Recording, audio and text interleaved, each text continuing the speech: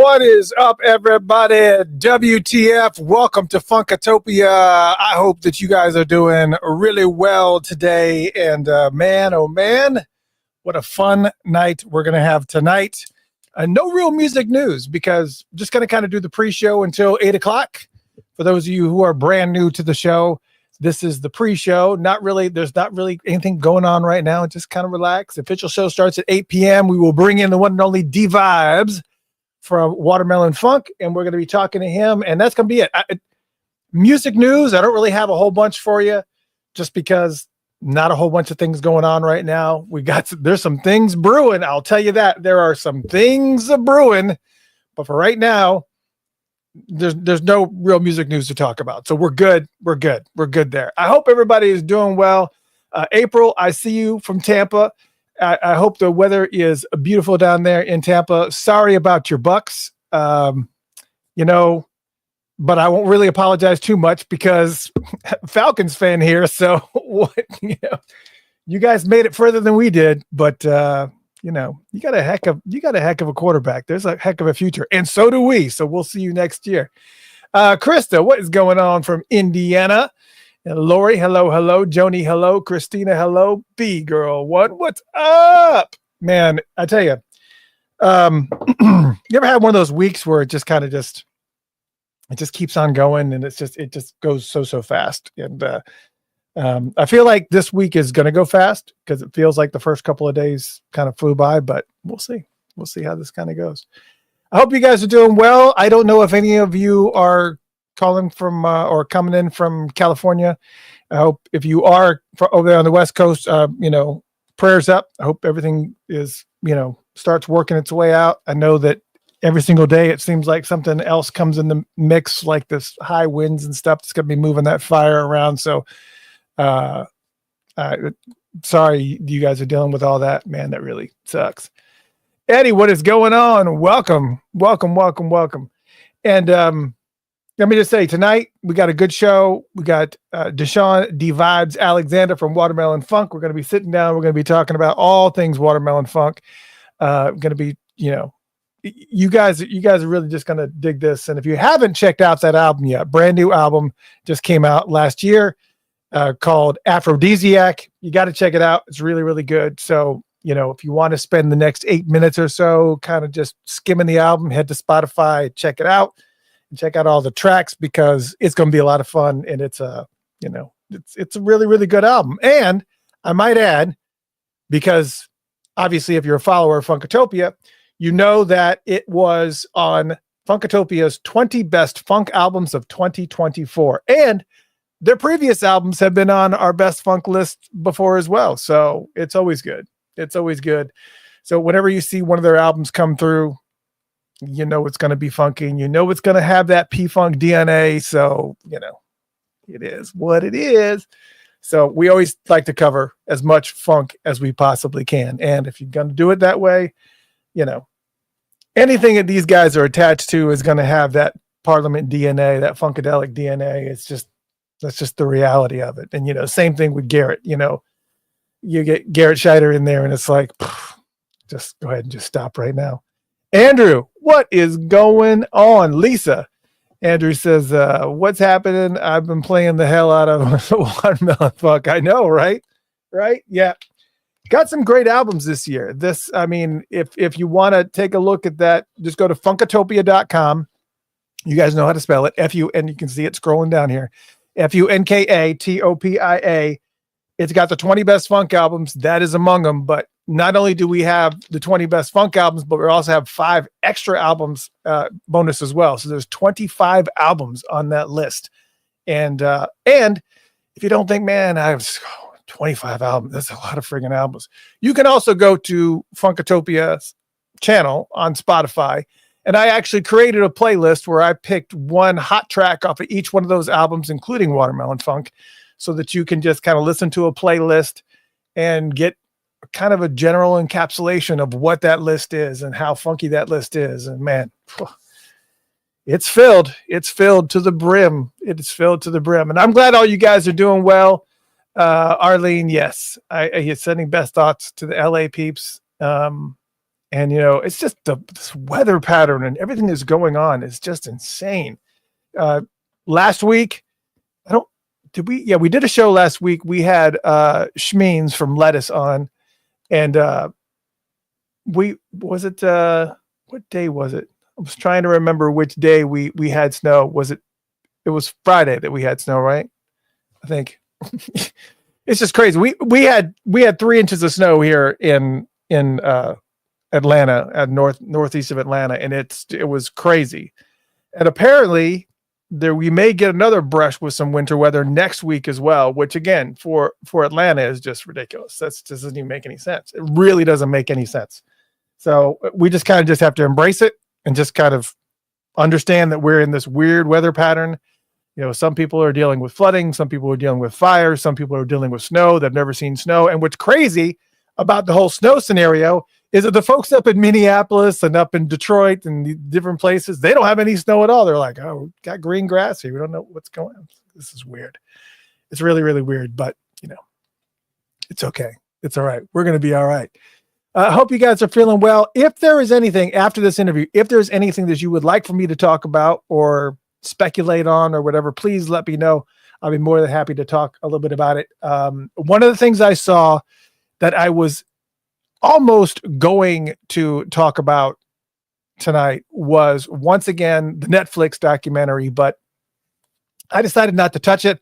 But apparently there is a new news broadcast that came out up in Minneapolis talking about that this documentary is pretty much that Ezra Edelman had worked on for years is pretty much, dead in the water. But again, like I had spoke about 2 episodes ago or last episode, that when they did that announcement about all their accomplishments for 2024, one of the things they listed for coming up was that the documentary was going to come out late 2026 into early 2027, which is 2 years away. But something must have worked out, but I just didn't want to get into it. I kind of feel like unless there's anything concrete or new coming out, new information that makes sense about what's going on with the documentary, I don't even know. And I was talking to my good friend Audrey. Audrey, I don't even know if you're here. If you are, hello, Audrey. I hope you're doing well. And she was telling me, and I totally missed this, but we know that the Purple Rain stage, the play or whatever that they were playing in Minneapolis is going to be starting in October. Is that right? I'll let you guys tell me. I think it's supposed to start in October, but she told me about what did you call it? A jukebox play or jukebox. It's essentially like, if you guys have ever been on a cruise and you see those musicals that they do, that are like really, really short musical things where they just play like a bunch of music and there's choreography and the scene changes and whatnot. They're going to be doing that. It's not really necessarily telling a story, but like a jukebox musical, I think is what they call them. And there's one of those coming, and I had no idea that there was one coming. That's crazy to me. But I just, okay. So we are going to be, for those who are solely Purple Rain level fans, you're going to get plenty. You got a play coming. You got a jukebox musical coming. And next celebration is supposed to be Purple Rain 2.0. So if you are one of those Purple Rain hardcore fans, you're going to get your dosage. But for us hardcore Prince fans, I'm good. Just, let's keep on digging. Just give me some of that unreleased material. Give me just, especially this year, being that this year, I was just talking about this the other day. Where is that sheet? Talking about all of the things that are coming up this year, which is just insane to me. I don't know what I did with that sheet, but there is so much going on. You guys know this is the 30th anniversary of NPG's Exodus. I don't know if you guys know this. It's the 30th anniversary of NPG's Exodus. It's the 40th anniversary of Jesse Johnson's Review. It's the 35th anniversary of Graffiti Bridge. It is this year there are so many. It's the 30th anniversary or 30th or 35th anniversary. I have to look. I think it's the 35th anniversary of Wendy and Lisa's Eroica. There was like a ton of albums that have iconic anniversary dates that happened this year in 2025. Iconic anniversary dates for albums. So I just kind of feel like there is just so much that can be celebrated. And of course, we cannot forget that it's also the 40th anniversary of the Around the World in a Day this year. So I just kind of feel like we're missing a lot, that we're just kind of disconnected a lot. I don't know. It's coming. What's surprising to me is that they're going to the 25th anniversary of Rainbow Children next year. I think it is. That's amazing to me right there. So much to celebrate. But you know what? Just like Joni says, so much to celebrate. But you know what? We're going to be focusing on Purple Rain once again. Because I guess that makes sense. Got to follow the dollar signs. Right? That's okay. Yeah. All right. You guys ready? Let's do this. It's the 8:00 hour, and we're going to go ahead and get into it. For those that don't know what I normally do, if you tuned in for this pre-show, you get to enjoy my banter and just kind of hang out with us for a little bit. But normally tomorrow night, if you have to like leave a little bit early, that's perfectly fine, because tomorrow you'll be able to listen and watch this interview tomorrow. Well, listen to the interview on Spotify, iHeartRadio, Odyssey, Apple Music, all that stuff tomorrow. And this part will be edited out. So if you only want to hear the interview, you're good. So let's go ahead and get started, shall we? All right, let's do it. Ladies and gentlemen, tonight we welcome super funk keyboardist and producer with a long list of credits, who is one of the founders of Watermelon Funk. But before I do this full introduction, I want to play you, for those who are not familiar with Watermelon Funk, I want to play you a little bit of a clip just so you can kind of get a little bit of a vibe. Let's play 30 seconds or so of a cut from their brand new album Aphrodisiac called All Night. Let's take a listen to this for me.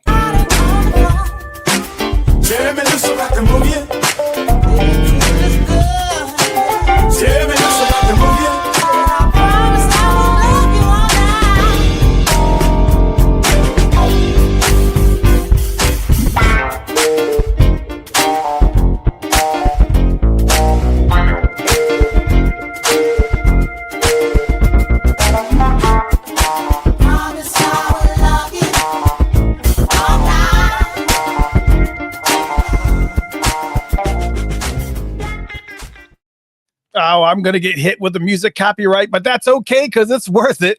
Because you got to hear it. And it's okay because I got the writer on here and I can say, no, it's okay. I have permission to play that, and then all will be well. But tonight, super funk keyboardist and producer, again, that has a long list of credits, including working with and writing for and sharing stages with Eric Krasno, Talib Kweli, Robert Randolph, Walter Beasley, Steve Miller. I mean, the list keeps on going on and on and on, including a Grammy nomination for his work with Chris Stone, Kingfish Ingram for Best Contemporary Blues Album. Ladies and gentlemen, please welcome the incomparable Deshawn D-Vibes Alexander right here, right now. Give it up. Oh, yeah. What's up, my man? What's up, man? I'm so glad to be here. Man, look at the shirt. Oh, man, represent, have to represent. Oh, man, it's good to have you on. So how you feeling? You're looking good, man. It's just you're looking like you're living the life and just living the dream, man. Yeah, I'm feeling really good.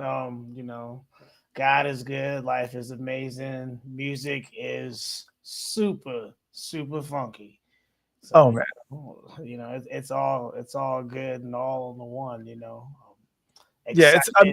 I'm so excited. And I mean, you're blessed to be able to have that type of the talent that you do. For those who have not been following Watermelon Funk like I have for the past few years, I mean, ever since your first album, I don't think that I wasn't aware of you guys when, was it the break Break It Down EP? Was that the name of the EP? I think it seemed like there was an EP. I don't remember what it was called, but I came in after that, and actually Garrett Scheider actually said, check this out. I was like, oh, okay, this is amazing.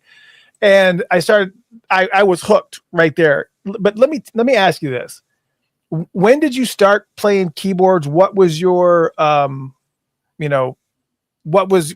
just tell me a little bit about your history as far as like your parents and involved. Were your parents musicians? And just before we get any further, Red Cat says your mic is still a little bit too low. I can try to pick you up a little bit, but maybe we can get a little bit more juice on your mic. Is that a little bit better now?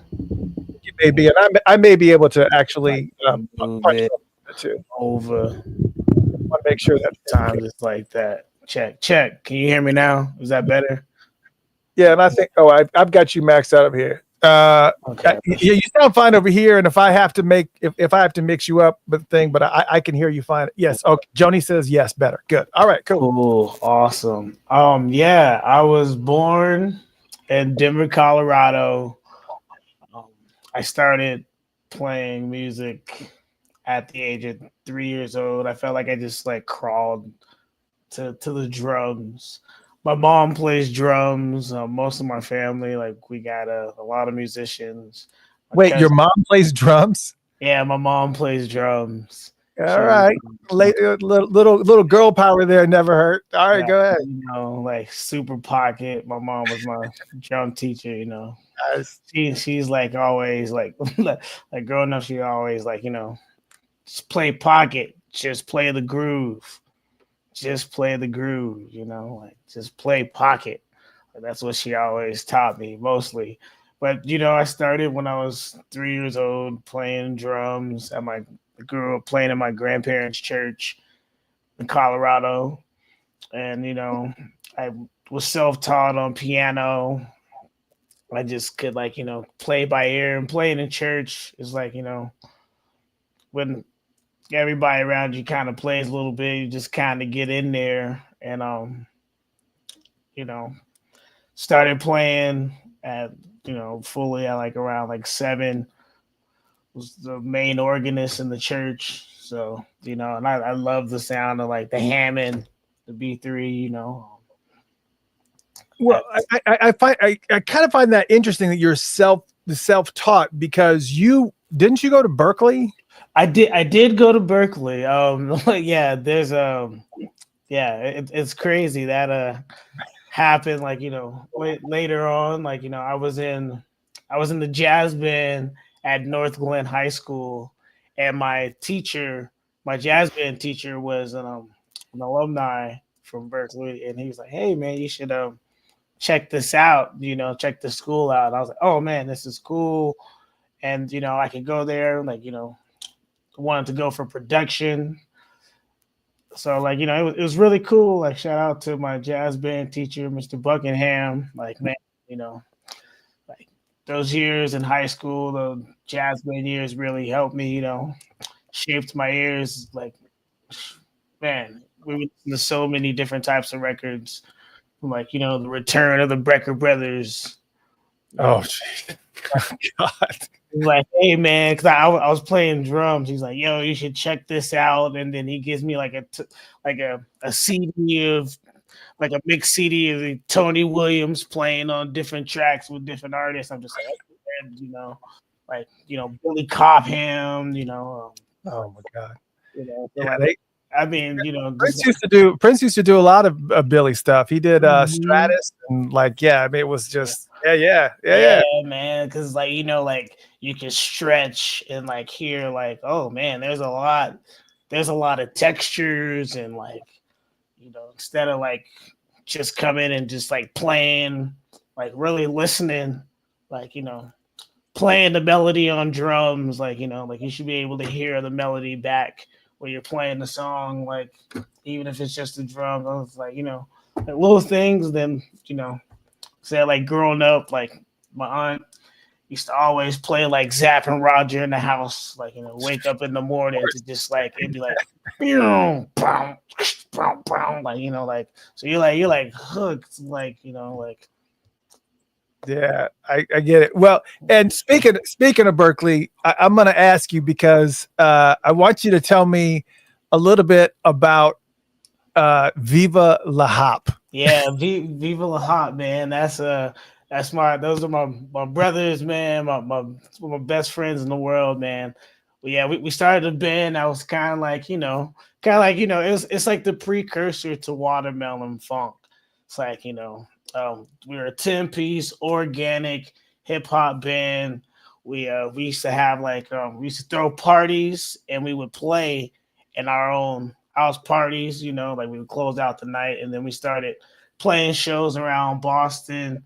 10-piece hip hop band, like live, like the Roots meets Dr. Dre with some P Funk, Wow. all kind of like mixed in.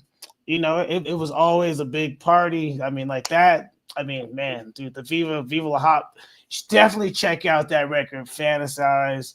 Yeah, Shout out, because and shout if out to all anybody's those guys, and those guys are on the Watermelon Funk records too. So it's like it's a continuing thing. So yeah, and if anybody's intrigued by your description of the band, this album is on Spotify, which is awesome. I mean, yeah, we did it all live. It was really cool. Me, my boy B Quiz, Philly G, one of the rappers, Balin, Bo Lyrics, the other rappers. Craig on sax, Rob on trombone, Andrew on drums, Reggie on bass, B Quiz was on bass. Dave Kawamura was on guitar. wow. I would be like writing these beats. We all lived together. I'd be writing these beats up in my room, and I'd come and we do them with the band. And we got the album going. Fantasize. We did that all in house. And it's a dope album, a really, really, really dope album. Really, really dope album. It is. It's really super funky, which always amazes me when I hear some of these albums like Viva La Hop, where it's like, why didn't this hit like it should have hit? And we were starting to make really good moves up in the East Coast and Boston. We were opening up for Pete Rock and CL Smooth. We were opening up for Black Alicious. Oh man, Black Alicious. Yeah, the Gift of Gab. It was man. It was really cool. Wow. We got to play the Freedom Rally where we opened up. It was Redman, Method Man, and it was we played down in Georgia, opened up for a Kill from Jurassic 5. Played in Asheville, North Carolina. So we were really getting some steam, but we were coming out of college then, then I was we were doing that, and that's when I was with that band. That's we played this gig in Providence, Rhode Island at the Spot Underground, where they were they got hit up to open up for the Sons of Funk, which was Rico and Garrett, and that's it was a more broke down version of the band at that show. It was just me, the drummer, and the MCs, and I was playing key bass and keys, and that was the first time I got connected with Garrett and Rico and Donna Sneed, and Viva La Hop, that was and when I was at Berkeley, that's what we were doing, and really cool. We still got a lot of music that will probably still come out soon. We were really pushing it. We had a lot of good dope times. Playing up at we did some shows in Brooklyn at the Brooklyn Bowl, and then when I was in that's when Aaron Krasno hit me up. I love Krasno. I was like, oh man, I got my band, but I wanted to play with Kras too, and I was trying to do both, and everybody in Viva started going on individually. They all started going on tour with different artists as well.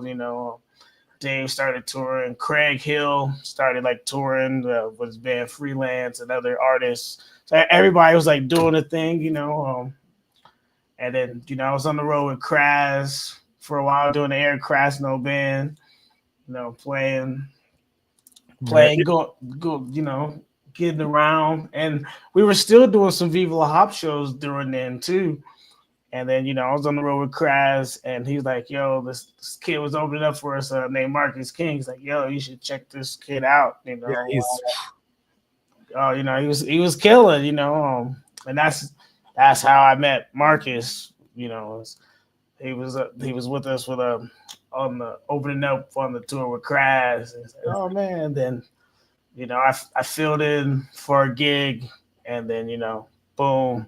It's like, oh man, then I was with Marcus for a little bit, did that and had some fun, and I don't really bounce around too much as far as chronologically, but when did you start working with Kingfish?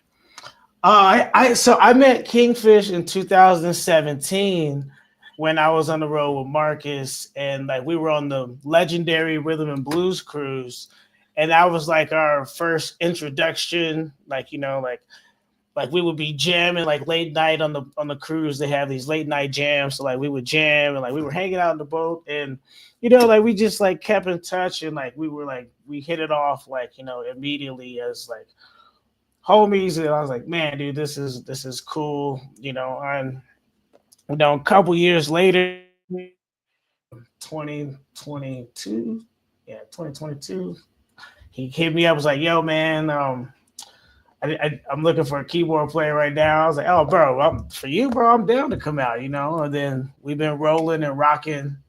Nice. Just been on the road doing it, man. I really, really love playing with Kingfish. Oh man, and a Grammy nod is a heck of a bullet point on your resume. When and how did you find out about the nomination? I found out we were nominated. We were playing a gig in New York with Steve Miller, and then like the next day I was like, oh, like, yeah, you guys are nominated for a Grammy. I was like, oh snap, like that's cool. That's really, really cool. For we did a record in London at the Garage, a live record. Wow. So it's cool, it's like, like everything you hear on the album is in the moment, like there's like, so it's really cool. And like, I really feel honored to be a part of that. And man, great.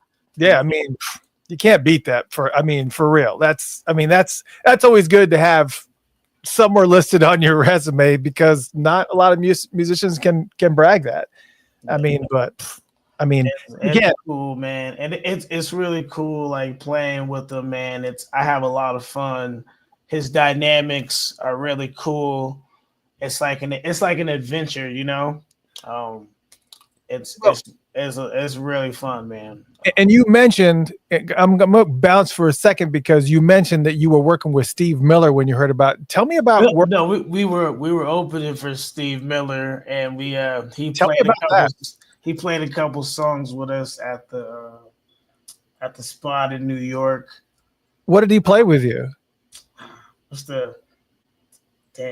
Were you playing his stuff, or was he jamming on your stuff, or was he was jamming with us with a Kingfish? This is there's blues. Yeah. There's a video. Dang. Wow. I'm gonna have to take a look at it. I'm blanking on the. I've only seen Steve Miller Band. Well, I've got a couple of funny Steve Miller stories. The first story I'll tell was from when I was a kid in the 70s. And this has nothing to do with anything other than my mother took me to this bar in Detroit. I'm pretty sure we were in Detroit. And they had a jukebox, and they gave me like 4 quarters. And at the time, you could put a quarter in a jukebox, and you could play like 2 songs for a quarter.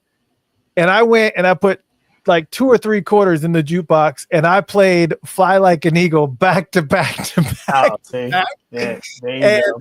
And there was like all these drunk, this is like Detroit biker bars, and these guys were pissed. Like, who the hell played this song? Oh, that's funny. That was, and I'm just like over there, just kind of hiding. I was like, I didn't think anybody'd be mad. This is a great song. But then the other thing too was that Steve Miller, I can see this collaboration with Kingfish because they have, because he had a blues album. I can't remember what it was called. Was it Born to Be Blue or something like that?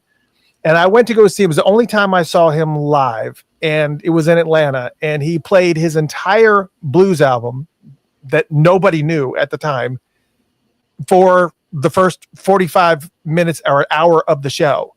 And people were, this was at the Fox Theater in Atlanta, and people were leaving. Like half of the place left. And then he, after that was done, he then broke into like an hour and a half of all of his hits, like everything, Jet Airliner, Fly, like the whole thing. So everybody that left was like, oh man, you guys just totally missed it. So yeah, hats off and kudos to you for being able to sit in there with, have Steve Miller playing with you. Cause that guy is, I mean, yeah, man, what an honor, man. You know, and really nice guy too, man. That was, you're blessed. You are blessed. You know, and I don't want to go out of order but I don't know where this fits at all, but tell me what a Wang Dang Doodle Award is. Oh yeah, I got it. Yeah, the Wang Dang Doodle Award. I got it. Oh, you got it. I got it. Let me make you bigger. Just show that again. Hold on a second. Wang Dang Doodle Award. So you know, on the legendary blues cruise, you know, it's the music goes all night long. So like, you know, I'm jamming all day and then I'm jamming all night. So it's the, you know, you get the all night long. Who's been up the least sleep? I got the least sleep award. You know, I was up the whole time jamming. I have yet to do one of those jam cruises, but I look at the schedule and I'm like, how the heck? If you don't want to miss anything, you're just not. This is not possible. How do you sleep? Because literally, there's like there's only like about 2 or 3 hours in there. There's nobody. Probably a little nap zones. It's ridiculous, though. It's just ridiculous. So what is the Wang Dang Doodle Award is an award for the person that has been playing the most. I had the least sleep on the cruise. I was up. I held it down. And at every gym, I was there going in. So shout out to the blues cruise. So much fun, you know, man. That sounds like a blast. It is. I want to get the background story on probably one of my favorite singers around that's still with us, Bilal. I found this photo of you and Bilal. Tell me about where this is and how you. Yeah, that was in New York, man. My boy Joe Blacks plays drums with him, so I went to go see my boy Joe Blacks, who's on the first Watermelon Funk record on drums on Wooberry. He plays drums with Bilal. I got to, you know, say what's up to him, you know, and, you know, shout out the Funk, see the Baltimore Funk Foundation shirt on, you know, representing always on the one, you know. Oh, yeah, absolutely. And since we're looking at photos, I know he's played on your album also, but a good friend of mine, Norwood Fisher. Oh, yeah, man. Norwood, dude, that was just at, he came to Denver. I had a super birthday throwdown at the Club Cervantes, had Norwood Fisher on bass, had Kingfish, had Garrett on guitar, had Benzel on drums. We had Citrus on guitar, had B Quiz on guitar. You know, we played some funk, man. We played Hair for like 30 minutes, you know. I mean, like some deep, straight funk, man, dude. Norwood is a powerhouse and like one of the most beautiful people in the world, man. Like such an honor, man, to be able to be getting funky with, like, you know, my hero, you know. It's like, man, you know, that like it's like the groove was so deep. It's like the sauce was like there, man. So, oh man, like yeah, man. I hate to hear everything that's going on between them and Fishbone and all that stuff, all that. You know, and it's just like so much stuff going on. It's just like, man, you guys got so much of the funk rock history, and my old band played with them, you know, a couple times, and you know, when I was in the funk rock circuit, and we would play with, you know, Fishbone and 24/7 Spies and Follow for Now and you know, the Living Color, like these. we're like in that whole funk rock, family, so it's kind of like hard to kind of watch some of these bands kind of, dissolve over time. But Fishbone has always stood the test of time. So I was kind of really, surprised by everything that's going on with him. But I'm glad that he's still out there playing music and that, they're still doing his thing, man. I mean, Angelo's still doing their thing too. So it's still great. Yeah. Well, and I got to ask you about why you're on this album, Brooks and Dunn. Oh yeah, man. That's what Kingfish, So it's a remix of a hardworking man. Yeah.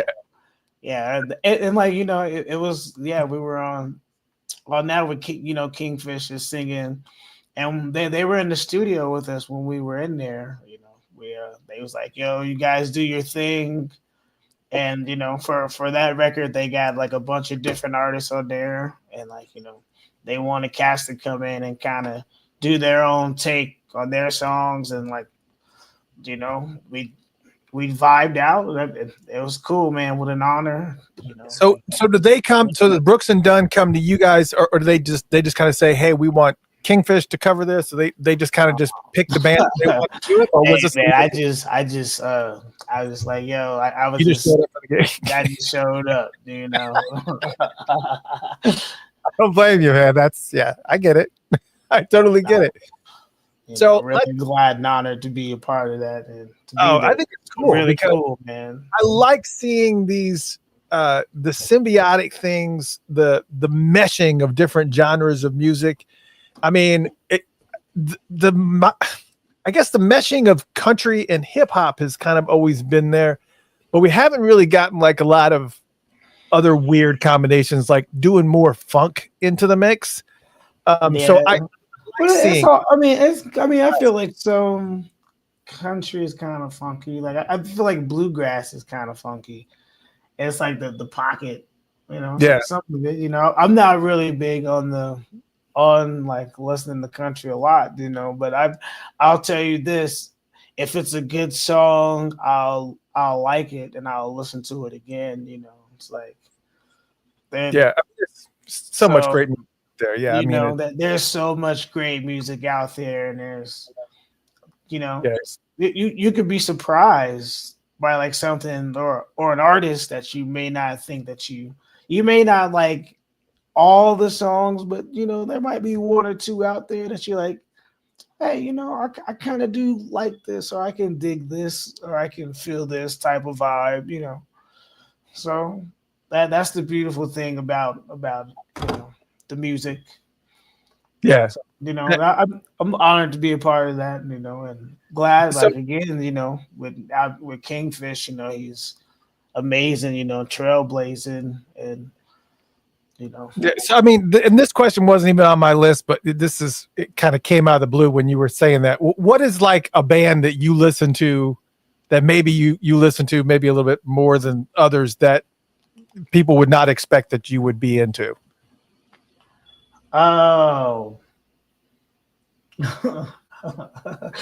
Did Brooks and Dunn inspire you to maybe listen to a little bit more country, or is there anything like that's in the mix that you're kind of like, no, wow, I like no. I would be honest. You're probably kind of like a little bit like I am. I like now. Obviously, being born in '68, I grew up through the '70s, so I have a history with classic rock, and I came up through the '80s with the whole new wave movement and Prince. But funk was always there for me in the '70s, and then of course when funk got its different face in the '80s, I was in it, and then funk disappeared in the '90s, and the only really kind of taste of funk that you would get in the '90s was more like Arrested Development and the different types of the Dr. Dre and the Snoop. Right. I mean, the funk was there. It just wasn't different face. It wasn't where hitting like the way we love the funk, which is like letting that groove sit for a minute, Yeah, I mean, and what they did with it was tight, Like I'm definitely super inspired by the Snoop Dogg, Dog Pound, and yeah, I mean, Dr. Dre, that West Coast funk, that West Coast funk has, as far as like the West Coast hip hop, has more of that, has more of the regular standard funk elements that, you know, we kind of embrace, you know, being from the, you know, the P funk realm. You know, it's kind of like they really kind of embrace that bottom end and that kind of groove, like you said, it just kind of, like your mother was saying, that just sits in the pocket and stays there and just kind of keeps on moving and kind of rumbling and bringing it to a boil. Which I will say, I want to talk. I obviously definitely want to. For those just joining us, we have with us Deshawn, Vibes, Alexander from Watermelon Funk in the house. For those listening via audio, if you happen to tap in on Spotify or tap in on iHeartRadio and you're like, what am I listening to? We've listened to Vibes from Watermelon Funk. And I want to talk a little bit about the albums of Watermelon Funk, like starting from the debut album to the well, you've got 3 albums in the mix right now. You've obviously got the self-titled one that came out in 2021, Enter the Galaxy of Woo, which was 2023, and then Aphrodisiac. I got all 3 album covers right here.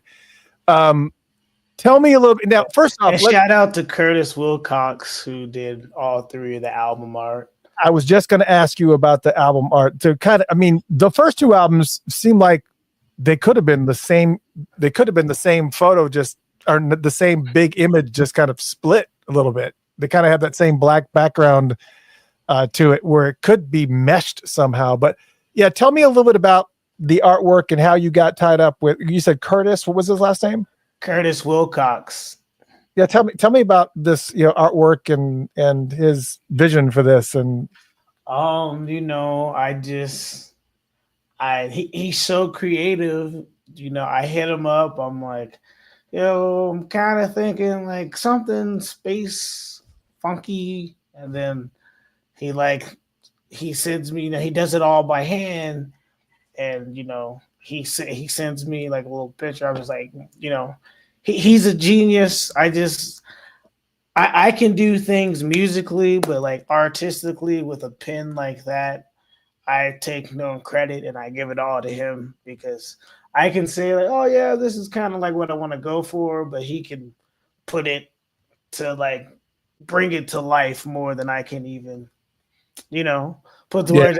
Every time I get it back, I'm just like, yeah, that's that's it. You know, I mean, that's if I could say like, you know, how does your music look? It looks like this. And you know, and that's what it sounds like. And I mean, like, I mean, it's got it again, like I've said a few times, it's got that P-Funk DNA, you know, it's just the reality of it. Now, so let's start on the left with debut album. And again, Enter the Galaxy of Woo is the one in the middle, and then the latest album is on the far right, which is Aphrodisiac. Has the band pretty much, I mean, I know you had some guest appearances here and there, but tell me about the band starting from the left, as far as, you know, who's on it and how things have maybe changed over the years to where we are now with Aphrodisiac, band member wise. It's pretty much the same band.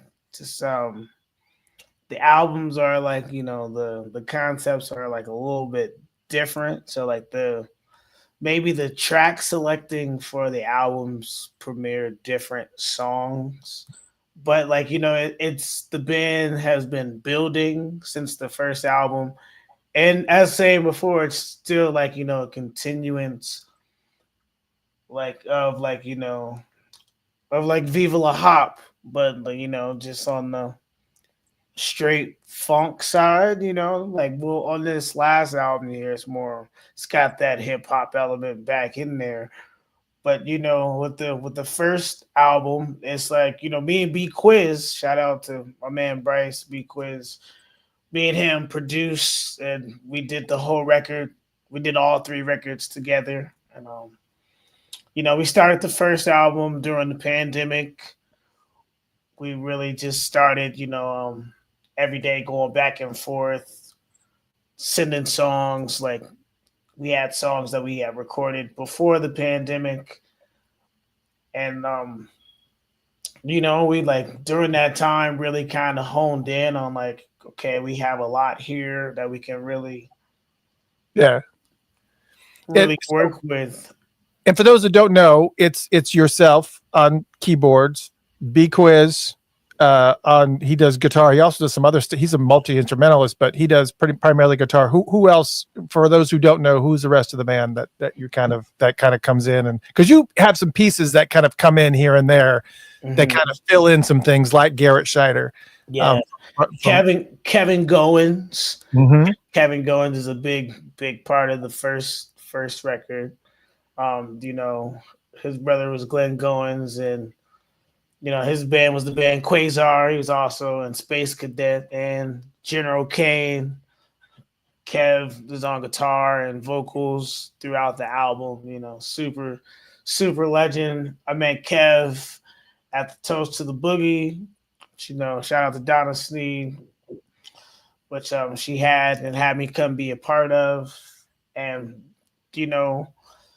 as like, like by the grace of God, like, we just hit it off like immediately. And, like the vibe was initially just like family off like the first hello, and, and when it came to the music, it just locked right in, Kev is so inspiring, like so inspiring, to like watch him in the studio sing like 5 different harmonies, I mean, these guys are like some of the funkiest stuff you've ever seen on guitar. I'm just like, man, like I feel so blessed and honored, and I just try to, soak it up like a sponge, because it's really important to, Yeah, I mean, because like on this next photo here, I mean, obviously you can see the Funkadelic runs deep. I mean, this Skeet, Curtis, Benny, and I mean, Baltimore Funk Foundation, man. I mean, who all have you worked with from the P-Funk crew over the years? Can you even remember them all? Because I know you've had some people kind of just drop in, and even, I mean, including jam sessions and stuff, who has kind of just popped in that you can recall from, because this is a very, I mean, these are legends. Yeah, man. It's I'm a super P-Funk head, super P-Funk fan, Yeah. Like, when I was at Berkeley, George got his honorary doctorate of the funk, and Berkeley had me play a private reception. They had closed off the library, and I played for like 3 hours for George, and like he had like some of the band was with him. That's when I met Benzel. This is 2012. Foley was on bass with them, traveling with them then, and me and Benzel hung out. Like again, like it was like family at like first sight. Like we just like linked and like jammed, hung for hours. Shout out to Benzel Baltimore. That's crazy. Did you ever mix it up with Danny Bedrosian? Yeah, man. I know Danny, man. He's awesome, man. He's amazing. Yeah, amazing keyboard player. Super funky. Yeah, man. I mean, some of these guys, like, what you guys doing with Watermelon Funk, what Danny Bedrosian's doing with Secret Army, and of course all his work with Parliament Funkadelic. And I mean, it's just, I love that. And what Garrett's doing too, because Garrett has his little side projects and he seems to be all over the place. And he's just, I love the fact that, even though that we're, George been saying for years that this is the last tour, and then he's back again. He's like, I'm not doing it anymore. It's the final show. And then he's back again. So eventually that will, unfortunately, he will end up retiring. And, but I love the fact that you guys continue to kind of keep this ball rolling. And I got to say, I was like looking at, I see some of the stuff in your background here, but here's another photo of kind of like, this is, I guess is this your home studio here? Is this what we're looking? Yeah, that's kind of like where I'm at now. You know, I got like my little toys set up where I just kind of like lock in. Where I got like my little universe. I got and I So how much of this goes on the how much okay, so for the gearheads out there, what are your primary go-to keyboard synthesizers slash, whatever, and what do you normally like to take on tour? What time does things do you kind of leave behind or whatever? But kind of tell me about what your go-to setup is on the road. on the road, my go to setup, what I love is like Hammond, you know, Yep. clav, and a keyboard, maybe like a Korg Triton or a Nord or Motif, and then I'll have like one of my guitars, either the Roland, the Accent, or I have the Korg RKS 100, or I have the Moog Liberation, which is the guitar from 1980, which is the one 1981. Excuse me, sorry, which is the one that you see James Brown playing, and that you see like George Duke and Jasper Williams, you know, but a bunch of cats playing back in the day. And I would say for recording recently, the Moog Liberation has been my go-to sound. It's the first poly Moog. So like, the sounds on it are really very unique, and it's cool what I can do with it. And it's the Moog, so it's really powerful, huge. I can do a lot of like crazy bass tones. I can get crazy. I love like effect sounds, space sounds.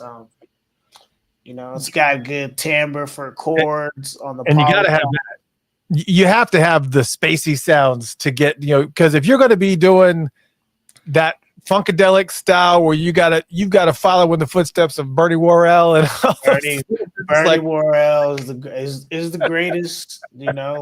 Like seriously, man. Like yeah, he's you know. he's the friggin' legend. I mean, he's just a legend. I found this photo, and I guess I'm assuming that you took this because you were there or whatever. But there was a photo of the Electric Lady Studios. Where were you there? What were you doing there? What was going on there?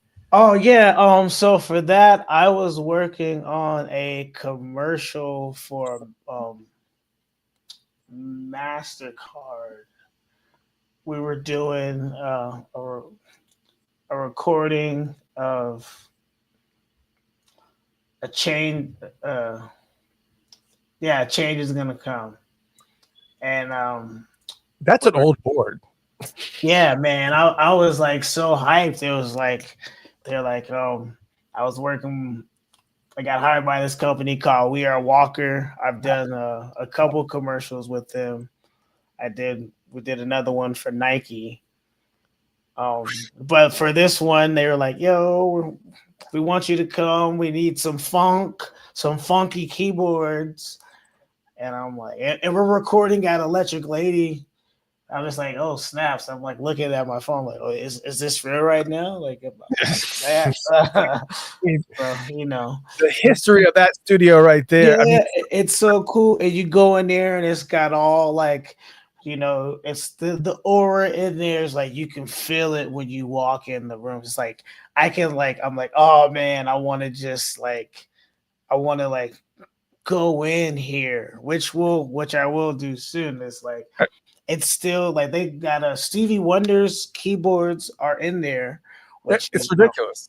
It's like Stevie Wonder recorded a lot of his albums at Electric Lady.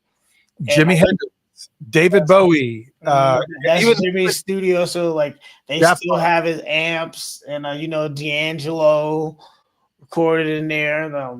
Kanye's recorded in there. Yeah. Some of the Beatles. I mean, it's even Taylor Swift is recorded in the studios. This is ridiculous. Yeah, man. So I was like really honored to do that, and it was cool. Like it was for a commercial. So like at first I was like jamming, and then like they come in with all the cameras, and it's like kind of like wow, that's amazing. a little crazy. It's like, oh man, cool though. I mean, you already have I mean, you already have. I don't know how old you are right now, and you don't have to divulge, but you have already got like a bunch of envious people that you've worked with and opportunities that have been presented to you. I mean, you're definitely truly blessed in that regard. And on top of that, you're killing it. I mean, the music that's coming out is just amazing. So Thank you, man. God is really good, and I feel really honored to be playing music, and to and the watermelon funk thing is not the only thing you tell me about the difference between for those that didn't know what I just said, because I said it so fast, that's not the watermelon funk is not the only thing that you do. So tell me the difference between what you do with watermelon funk and I guess what's called the Vibes experience. What's the difference between the two? Well, the D Vibes experiment, I've been kind of like diving in a little bit. It's like me at the piano or at the keyboard with like more like backing tracks. Cause I've released a few albums as like D Vibes as well. The first one was On the Groove, and then I did Rain Sticks and Water Drops, and then I did the Book of Vibes Volume 1, and then last year I did Ear Candy. Kind of like little albums or mixtapes, but it's kind of like a way I can like do these songs, which are kind of more just beats. But Okay. just kind of like I love like creating music and just like a different way to kind of play some songs and experiment, because it's like play in the band setting, and then like with this, I kind of get to kind of show my music catalog a little bit. Yeah, because that's a totally different vibe. Because you're not sitting at a synthesizer at night with a bunch of guys that are in a funkadelic vibe. This photo is you in the day playing a regular piano. Yeah, that was taken. That photo was taken in England. We were doing this festival thing. Forget what it's called, but that piano was in the green room, and I was like, oh my god, I gotta play this piano. It's like the most beautiful piano I've ever seen. I was just like, oh man, I have to play it. Never seen a piano I didn't want to play. Right. And this is kind of offbeat, but I want to make sure that Eddie doesn't think that I'm ignoring him. But Eddie ever asked, where can I find the first record on vinyl? I'm assuming he's talking about. I don't have any of the records on vinyl yet. We've been working on that. The vinyl is a little bit more expensive, so we've been working on that. And this year we will actually be revealing some vinyl for the first 2 albums and the new record Nice. coming in a couple months. So just getting things going. There is no vinyl yet. I do apologize, but I think people realize that it's a pretty expensive, thing to do. It's not. I have seen some new companies pop up that say, "Oh, we'll do 100 albums for $500 or whatever it is," and it's just like, well, can you really? Yeah. I don't know what that's gonna look like or sound like, or flimsy or whatever. I want to make sure I give you guys quality, and I want to make sure that we have quality. And because like when you put it on vinyl, like I personally take my vinyl records to heart. Like I listen to my records. I still go to the record store when I'm on tour.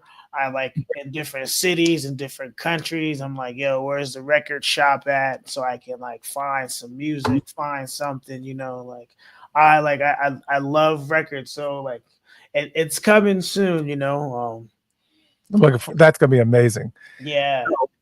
And again, let's talk about, because this is the primary reason why we're not the primary reason. Obviously, the main reason I wanted you have you on is kind of give you your flowers and talk about how amazing Watermelon Funk is. And I'm so happy that you're here and that you're able to kind of share the story, share the experience, and share the journey of everything that has been Watermelon Funk, and also talking about the early stuff like Viva La Hop. But I do want to talk about obviously the brand new album Aphrodisiac, and obviously you said it's the same. The band wise is still the same exact setup as it was before. Yeah, but just adding more. No, lost you just for a second. Still there? Is Joe Blacks, Craig Hill, Kev. Go ahead and start that. You dropped out for a second, so go ahead and start that lineup. Can you hear me now? Yeah, I can hear you. Yeah, on the first album, it was me, B Quiz, Craig Hill, Joe Blacks, Rob Cron. We had Norwood. We had Kevin Goins. Benny Bloom also featured on the first record as well. Jeffrey Lockhart. Shout out to Jeff Lockhart, my mentor, one of my favorite guitar players, man. The funk guru, Jeffrey Lockhart. And then the second album we had we added Brittany Beckett from New Jersey, New York, who adds a nice flair and energy to the stage and our writing and production. And we had Garrett come in and do Funk and Vibe, and Benzel. Benzel on the first album as well on Chronic. Sorry, No. I just I never want to forget anybody, and And so now here we are in Aphrodisiac. You still got Quiz, you still got yourself, still got Garrett Scheider. Mm-hmm. We got Brittany. We got Lady Chi. We got Nate Turley and Irene Blackman, and we got Philly G from Viva La Hop on this, and Terminology, who's a rapper in New York. Yeah, and just so you guys know, if you showed up late and you didn't get at the top of the thing, I'm going to replay that little 36-second clip from the song called All Night from this album. So if you missed it, I'm going to play this little clip again. Hold on a second. Check this out.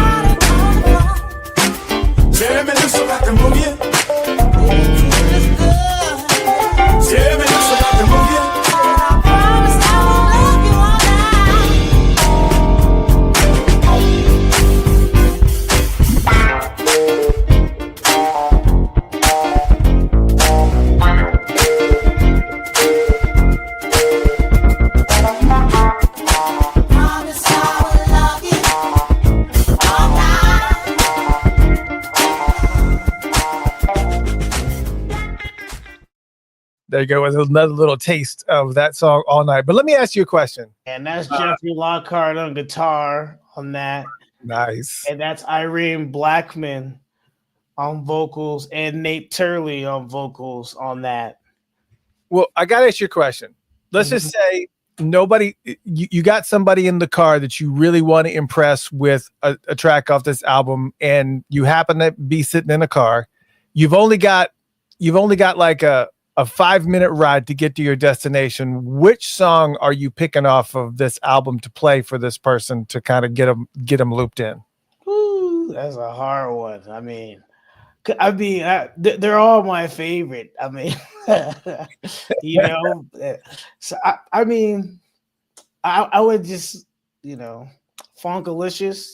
It's at the top. That's a good one. It comes right in. You got, Garrett coming in. He's rapping. It's coming in strong. Yeah, I like that one. It's like a good grabber right there.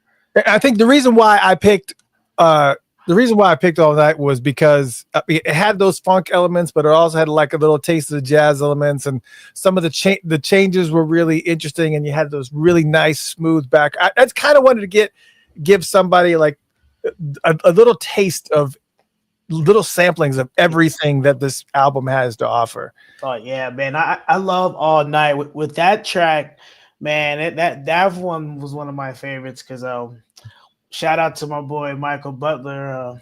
in Boston. I recorded that song at his spot. It was me and Jeffrey Lockhart were in there. I'm like, hey man, we're gonna start from scratch, and we just started jamming, and then it just came out, boom, like that was just just 1 2, we were just locked in, Man, that's yeah. So man. from being him, I did key bass and keys, and he was on guitar. We just did it like a little take with the click track, and then I went back over and played drums, and then when we was in New York, was in the studio with Irene and Nate, and then Nate was like, we played the track. He's like, man, put me in, and just like immediately just got in the booth and was just like, boom.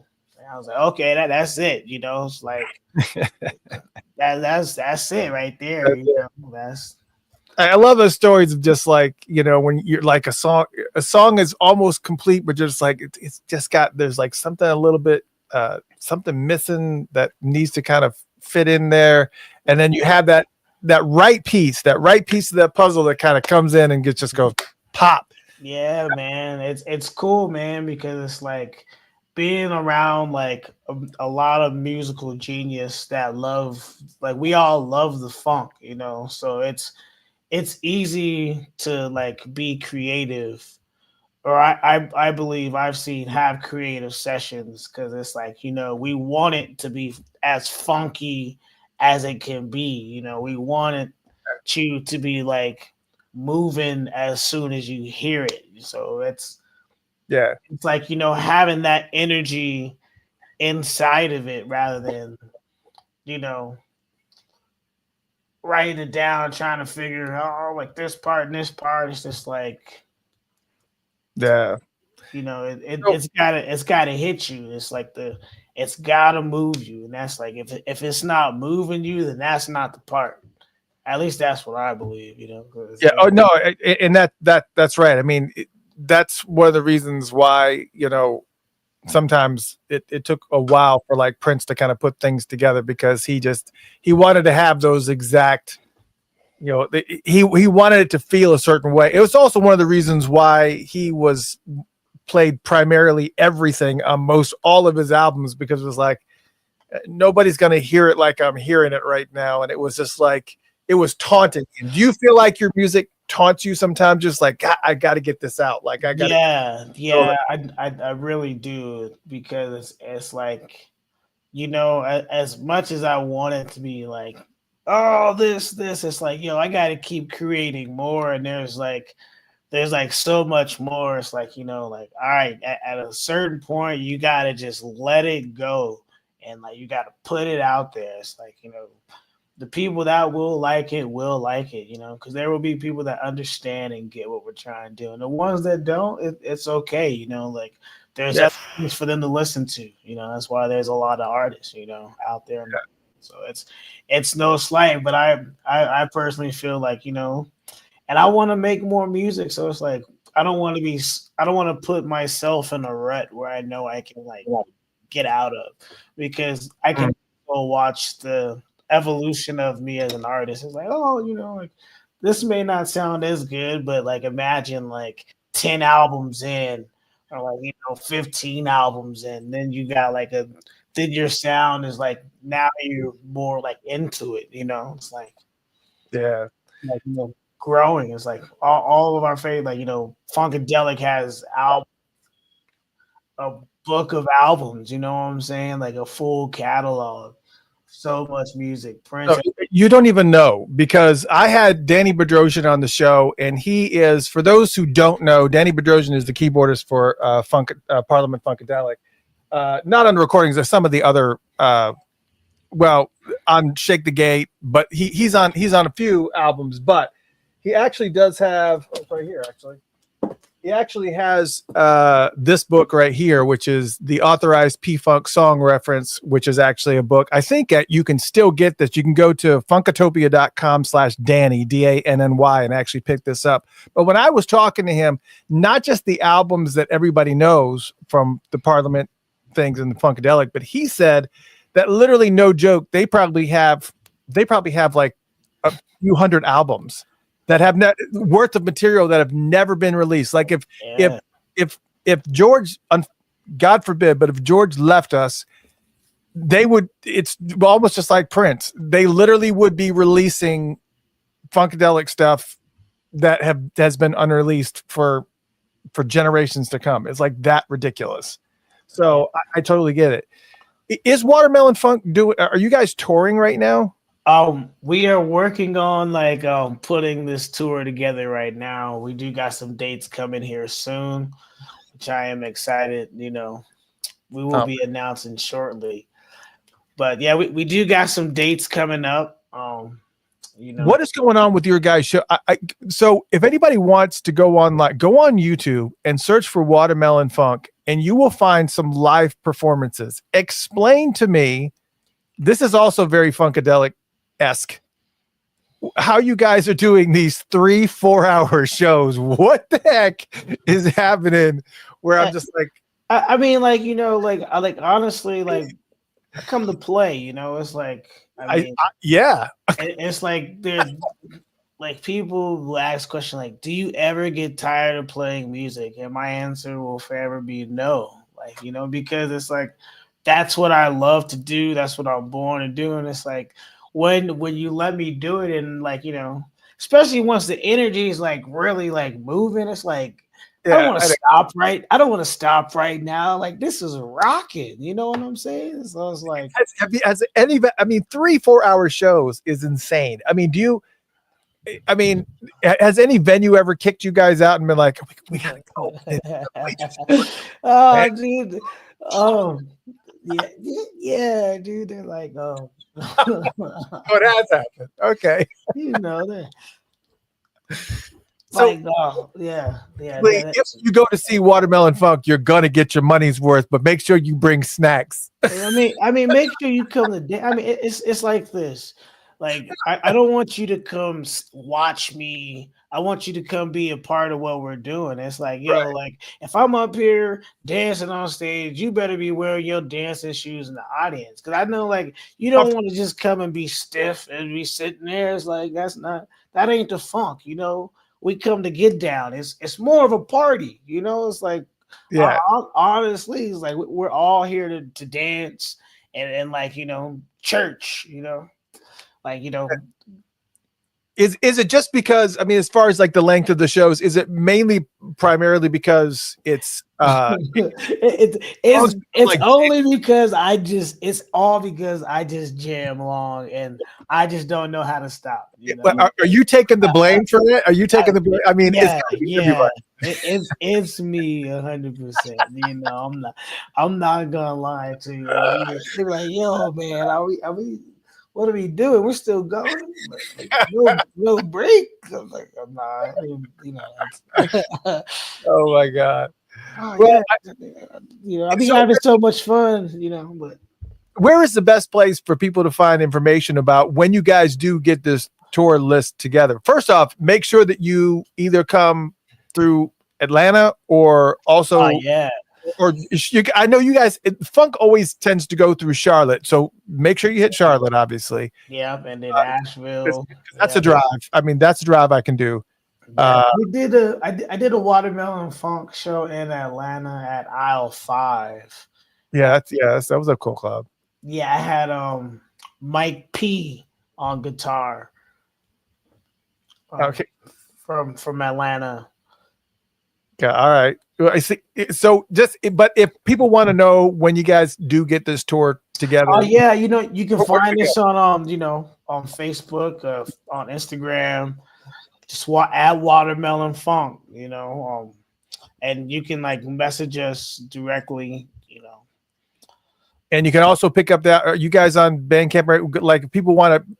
I like to push Spotify in certain cases because I would say you can get it on Amazon or iTunes. You can buy it straight on iTunes or Amazon Music. 99 cents a song. You can go buy it, purchase it. So when this gets aired, I will make sure, and before tonight, before I click off on this, and I'm probably going to type at the same time. I will make sure that when this is over, you guys can go to funkatopia.com/watermelon, and it will take you directly to their Amazon page where you can actually pick up because Spotify, I would much rather you go to Amazon and actually purchase a song than for them to get 0.00001 cent of listen. I'd much rather you want to experience it. That's fine. You may pick your favorite album, but please make sure that you go to Amazon, look for Watermelon Funk and pick it up, and just because you got to be able to, this is all you do, right? Do you have do you have a day job? This is it? No, this all I do is play music. Oh, you're so blessed. Oh my God. Stop That's it. You know, I mean, hey, you know, I am blessed. It is hard. It's hard work, you know. It's you know, a day off is not like a paid day off. It's just a day. You got to figure out what to do. So I would tell anybody that want to do this, you just got to remember that each day is like investing in yourself and investing your time into your practice, into your craft. It does pay off, you know. It takes time. You just got to hustle and just stay consistent to your hustle. You know, it is hard. It's hard, you know, but you know, nothing is gonna be easy. So, you know, what are some exciting things that's coming up for Watermelon Funk that you would like people to know about? Like what's like something that's right around the corner that may be already on the books or planned, if anything? The show announcement, we're finishing up the final details, but it's looking like we'll have some shows in New York at the end of February. So, you know, where in New York? Stay tuned. It's looking like I don't want to you know, put it, but in a couple of days, after we get everything confirmed. Okay. You know, I don't want to like put the precursor out there. And I got it. I understand. So, but yeah, it's looking like it's 99%. Like we're gonna do it. Just waiting on confirmation from the club. It's so looking like at the end of February we're gonna do some stuff, and in an early March we're gonna do some stuff in the DC area and Virginia. So we're just kind of getting everything going, and you know, soon we'll have like everything announced. Just get everything locked in. Nice. The top of the year, so like, you know, but you know, we got a couple music videos that'll be dropping soon. Excited about that. Very cool. All right. And you know, the new album, I know we just gave you this album, but the next album it's almost finished. So, you know, man, that's incredible. Well, let me just say, just to kind of give you an idea of how efficient I am, it's up. Funkatopia.com/watermelon. Just funkatopia.com/watermelon will take you directly to their Amazon page, and you can look at the albums, you can hear them, you can purchase the singles. Already got it set up before we even got off the air. So again, funkatopia.com/watermelon. Go and you can check out all the albums. Man, let me just say, it's so cool to have you on here. You know, been a fan of the stuff that I've heard from you. I'm glad that you ended up on my radar, and big shout out and flowers to my good friend Garrett Scheider, who obviously is the son of Scheider from the original Parliament, with AKA Diaper Man, hand-me-down diapers, Garrett Scheider. And he is just he's a legend, and he was just like, you got to listen to this, and he was right, and I'm glad, because I'm a huge fan, and congratulations once again, because yet again you guys landed on Funkatopia's 20 best funk albums of 2024. That's on the new list. You can check that out at funkatopia.com too, and it's always an honor to get to talk to guys like you who are just really in it and are really doing it and continuing to move forward the music of funk, and just kind of keep the funk rolling, gotta keep the funk going, man. It's very, very, very, very important. It's important to the history of music. It's important to the culture. It's important to the world, you know. So oh yeah, I think so. the funk ain't gonna never stop. We can tell you that, Not at all, man. So make sure you guys head to funkatopia.com/watermelon to check out all the music. You can also go to Spotify if you want to. If you're more comfortable in that arena, that's fine. But if you do choose that you really want to pick it up and really support them so that they can kind of keep their ministry of funk going, please make sure that you head to that Amazon page and pick it up so that they can, continue funding the funk, because, funk funding is important to our civilization. Yes, fun with a K. That's right. Fun with a D. Yeah, fund funk. Yeah, funk. There you go. And then it'll be more fun. But the funk will always be fun. Maybe we need to start a website, fundthefunk.com or something like that. I like the sound of that. Yeah, there you go. I like it too. Ladies and gentlemen, give it up for the one, the only Deshawn D-Vibes Alexander from Watermelon Funk. I appreciate you coming on, man. Thank you so much. Thank you, man. Like I said, it's such an honor to be here. It's such an honor to talk to you. Thank you so much for taking the time to check out the records. It's lengthy record. Shout out again to my band members, to my brothers and sisters, for you can get some shout outs. We're here.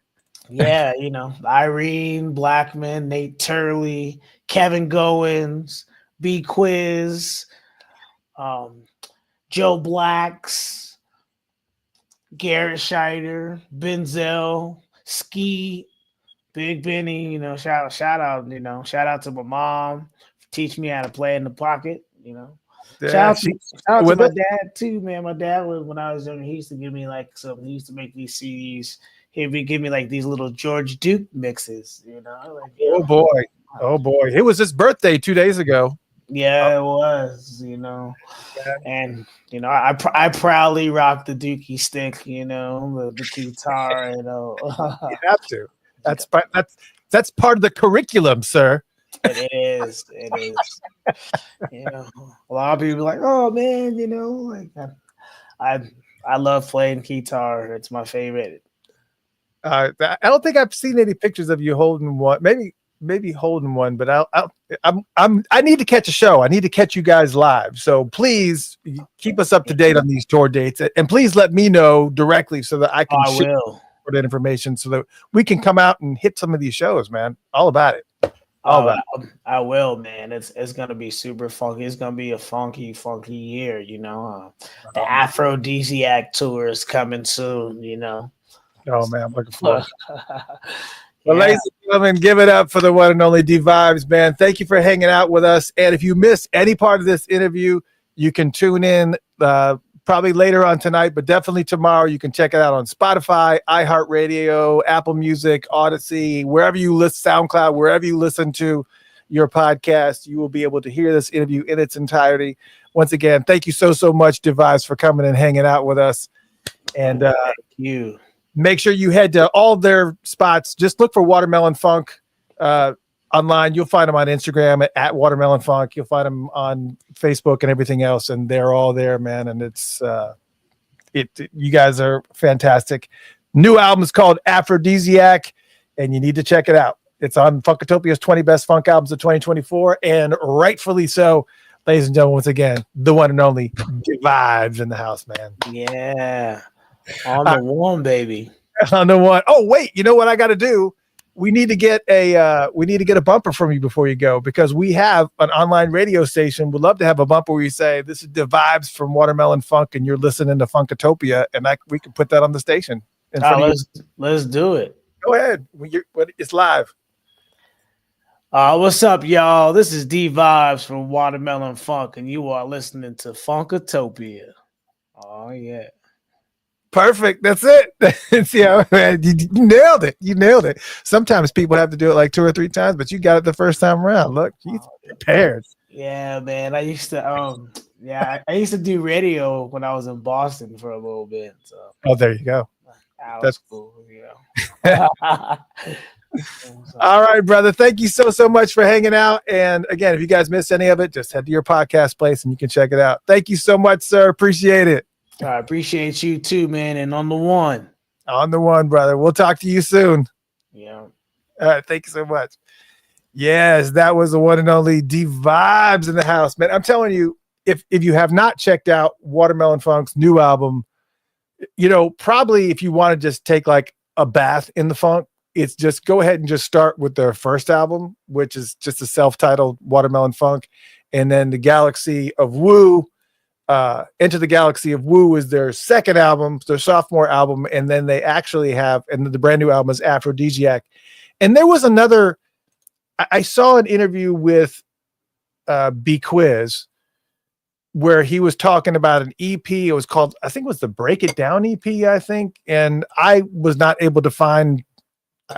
able to find too much on it, but he was talking about that. Obviously Rodney Skeet Curtis from George Clinton was on there. Norwood was on there from Fishbone. Denzel Baltimore, I think, was on there. Jeff Lockhart, B Quiz, and Kevin Goins. And of course, so that's out there too. And I haven't located it, so I don't know if their self-titled album has, the same tracks that's on the Break It Down EP along with more tracks. I'll eventually fill in the information as I find it. But for right now, the ones that you can get, the 3 albums that you can get a hold of on Amazon are available on Amazon. Easiest way is just to go to funkatopia.com/watermelon, and that will take you right to the Amazon page where their albums are at, and you can take a listen to them if you are a member of Amazon Music. If you're an Amazon Prime member, you can go on, and I think you can go ahead and listen and check it all out. And that's that. But another great show. Listen, next week, I am not exactly sure if we're going to be on or not, but I wish I could share who I'm in discussions with right now, who could potentially be here on next week. There's a person that will definitely fill in next week as a guest. If this other person, most likely we will have a show next week. So far for January, I have not taken anything off. Of course, we're only 2 Tuesdays in. We had Shameens on from Lettuce last week, and this time we had D Vibes from Watermelon Funk, and we got 2 possible guests. So I don't want to divulge exactly who they are, but one of them is like a radio legend, and if that gets locked down, because he's actually responding and we're in dialogue now, so that's just going to be ridiculous. It's just going to be. So I'm really looking forward to some of the stuff that's going on. I do want to tell. He was talking about touring and going through Charlotte and everything. You guys have heard me talk about, and I'm going to pull this up because I forgot the exact date. But I would like for you guys that are in the Atlanta area, if you guys are in or around Atlanta, or in driving distance of Atlanta, I really would like for you guys to come check out this band that you've heard me talk about sporadically off and on, a band by the name of High Fade. They are from London, and I can't remember who it was. It was a Funkatopian that said, we caught one of the High Fade shows the last time they came through the States, and it was amazing. It's a trio, and they're very much like the early days of the Police, but a funk version of that. Like the early days of the Police was primarily reggae or ska. So, I mean, not really ska, but more reggae, that was kind of their vibe, but it was like a little bit of a funkiness to them. High Fade is like a energetic funk band, like I don't know how to explain them. They're so friggin' good. I do know that they're touring the States. They're going to be all over the place. But in Atlanta, they're going to be playing at a club called Smith's Old Bar on February 12th. And I'm going to be there. And I hope that if you are a Funkatopian that is within driving distance of Atlanta, or if they're going to be playing somewhere closer to you, that's fine too. But I would really love for you guys to kind of converge on it in Atlanta, and let's just take over this show, because it's going to be a fun, funk-filled night. And these guys, I mean, they don't come over here much, but they're from London, and they are just incredible. They're so much fun. Matter of fact, their album is also on Funkotopia's 20 best funk albums of 2024. They had a brand new album that just came out last year. They've kind of been drip dropping these singles, but now they have a full album that just came out last year. And I really want to make sure that we kind of are a little bit more active in getting out there and seeing some of these funk bands live. It's one thing to kind of honor the music and check it out and, listen to it online or maybe buy an album. I don't think many people buy albums much anymore or buy CDs anymore. And it's not really conducive to the marketplace anymore. We had one record store, not like a local mom and pop record store, but there was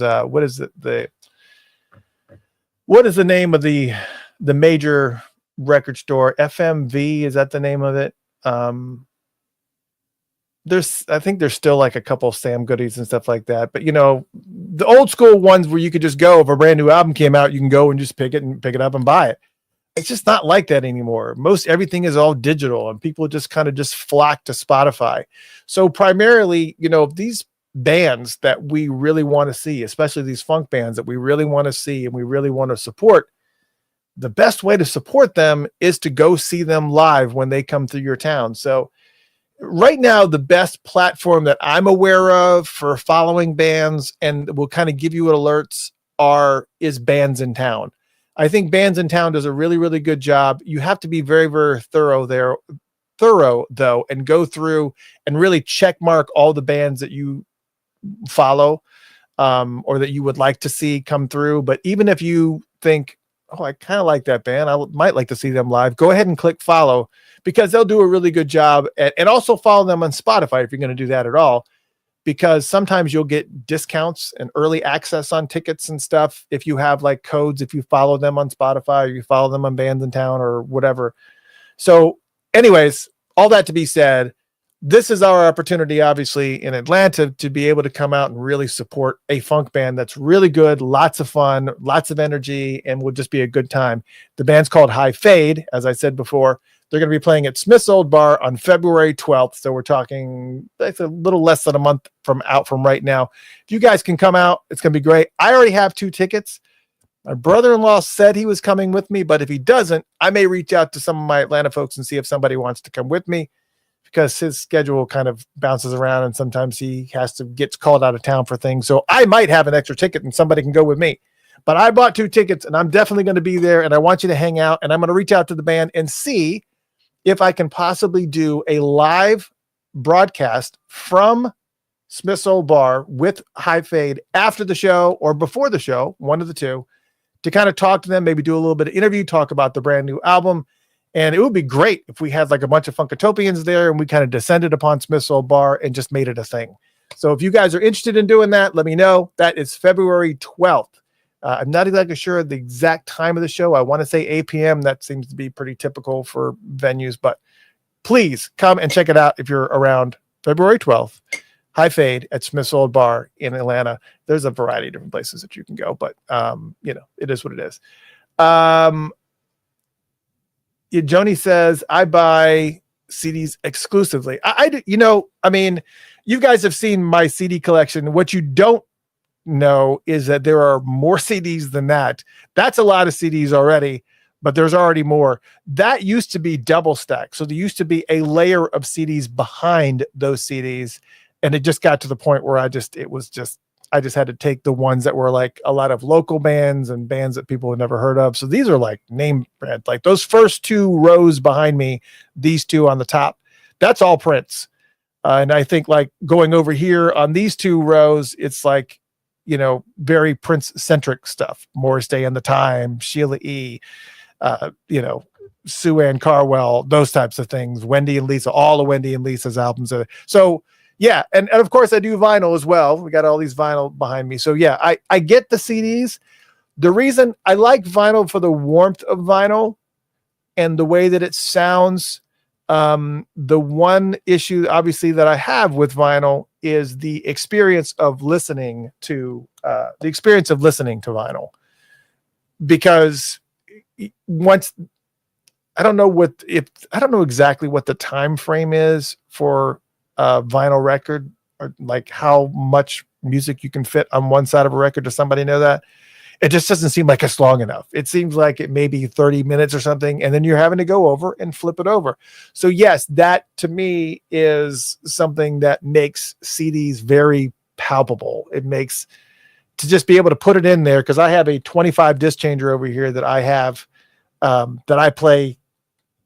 These are like my 25 top CDs that I listen to regularly, like all the time, on constant rotation. Because I don't have to worry about the experience of having to flip it over. You guys want to know what's in my 25 CD case? Let's take a look.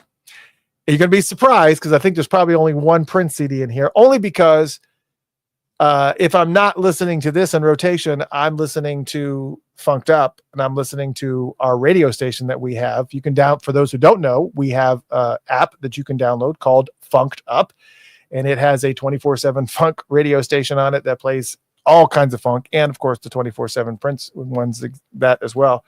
But these are albums that they just don't get old. I can listen to them repeatedly over and over again and play them front to back, and they're legendary. And you guys interested in what they are? I know this is not on the agenda, but what the heck, since we're talking. All right, disc 1 is Jamiroquai's Emergency on Planet Earth. That is Jamiroquai's debut album. Never gets old, still a classic, still a legendary CD. All right, let's do this. Number two is, well, actually this one I just put in there. This one's not in constant rotation, but I put one in there because I wanted to re-listen to it. This one's not in the rotation normally, but I do have Fleetwood Mac's Rumors in there as well. Just because I wanted to listen to it. I don't remember what was in number 2 in place. Lenny Kravitz's debut album, Let Love Rule, is number 3 in the mix. Number 4 in the mix is Thomas Dolby's Golden Age of Wireless. That's another one of these. I don't know how to. I get that people may not understand why Thomas Dolby may be in this, but for those that don't know, I was addicted to Thomas Dolby in the 80s, and I never got an opportunity to see him live. And the one time that I had a ticket to his show, it got moved to a venue that you had to be over 21 to get in. And at the time I wasn't. And so I had to get my money back, and I was very disappointed. That was the one I would love to have seen him. And on top of that, Thomas Dolby contacted me and asked if I would do an interview with him on Funkatopia. And I was just like, yes. And so for those that don't know, I have done an interview with Thomas Dolby. You can actually check it out and hear me fangirl over Thomas Dolby as I'm interviewing him. But, there's that. Erykah Badu, Mama's Gun. That's a must. Or is this Baduism? I can't tell. I think that's Mama's Gun. And I think Baduism is in here too. Another one I just kind of put in because I wanted to listen to it. Donald Fagen's Kamakiriad. For those that don't know who Donald Fagen is, he is the lead vocalist of Steely Dan. And he had his solo album called Kamakiriad. His biggest solo album was Nightfly. But Kamakiriad is a little jazzy, funk-tinged masterpiece in itself. It's a really, really good album, worth checking out. All right, what's next? Of course, The Fix, Phantoms. Those who know, I am a huge Fix head. I'm a huge Fix head. So The Fix, Phantoms. I love Reach the Beach. That's their biggest album, with One Thing Leads to Another and Saved by Zero and Sign of Fire. Great album. But The Fix's Phantoms album is probably, in my opinion, one of the best albums they ever released. It's one of my favorite. It is a new wave classic, The Fix, Phantoms. That's got to be in there. I know you're probably thinking, man, is this Funkatopia? What, there's like you're calling out all this new wave stuff. What's going on? All right, what's next? Well, Van Hunt's album has got to be on there. Van Hunt's debut album has got to be on there. Love Van Hunt. He's a good friend of mine. Haven't talked to him in years. When you start dating Halle Berry, I think your schedule probably gets a little bit filled. But yes, this is Van Hunt's debut album, which is the bomb diggity. All right, what's next? Faith, Hope, Love, King's X. Now, not my favorite King's X album, but it's got a lot of great stuff on here. I love King's X. King's X is one of my favorite bands. It's definitely in my top 10.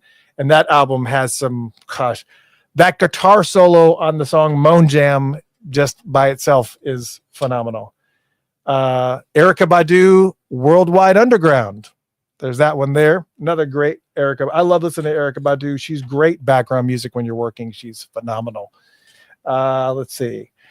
You guys probably don't know this one. It's kind of regional, but Follow For Now.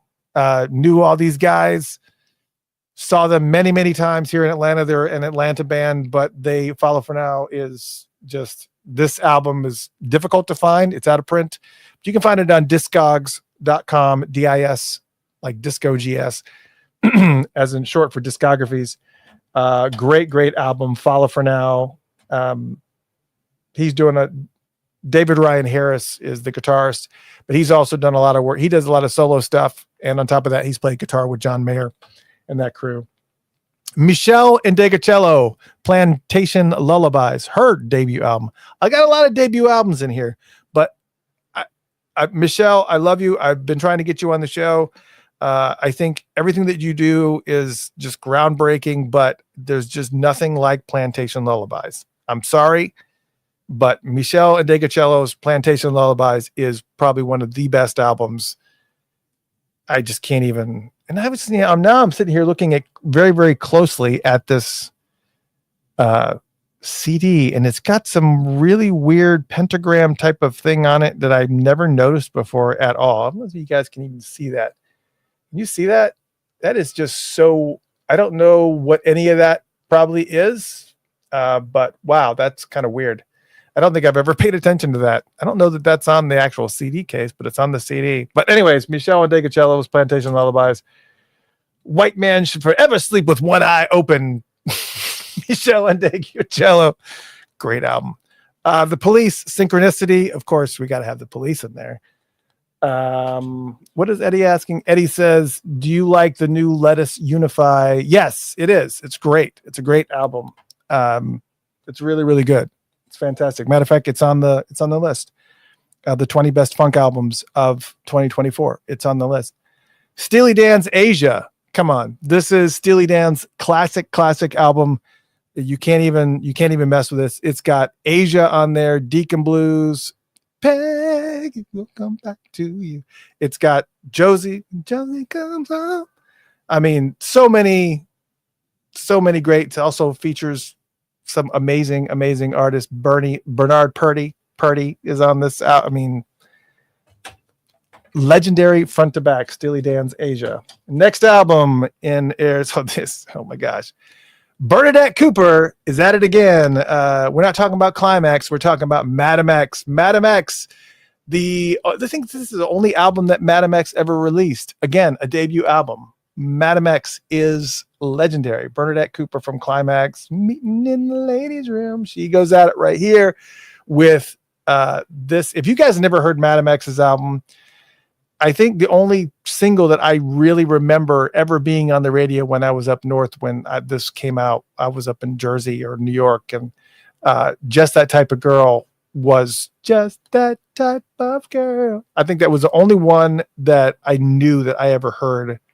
But I mean, Flirt is amazing. I Wonder is amazing. This is just filled front to back with really great funk, 80s style funk hits. Are we almost halfway through? We are only halfway through. Are you guys okay with this? Am I boring you? It's kind of, you gotta want to know exactly what I'm doing. I do have, there's a Prince album. Come is in there. The Come CD is in the, I mean, I don't have to explain. This album is absolute fire. I mean, not only do you have the legendary extended version of Come, but you also have Pheromone on here, Space, Let It Go. I mean, this is just such a great album, and it's a good one to put in rotation. And of course, I'd have another Van Hunt album in the mix, which is On the Jungle Floor, which is one of the first first time I saw him live was on the Jungle Floor when he was opening for Brand New Heavies, and Brand New Heavies had gotten back together with India Davenport, and there it was. That on the Jungle Floor is amazing. Just hot stage lights and just some really, really great tracks. Another Police album, Zenyatta Mandata, another great album of the Police. I like the Police. Now, that one's not in normal rotation, just happens to be in there. Occasionally, I may pull one or two albums out and stick something in if I'm interested in just kind of mixing it up a little bit and throwing something in I haven't listened to in a long time. The Best of Parlette, the all-girl band from the Parliament Funkadelic world. The Best of Parlette's in here too. That's hard to find. It's actually got quite a bit of music on here. This one is packed.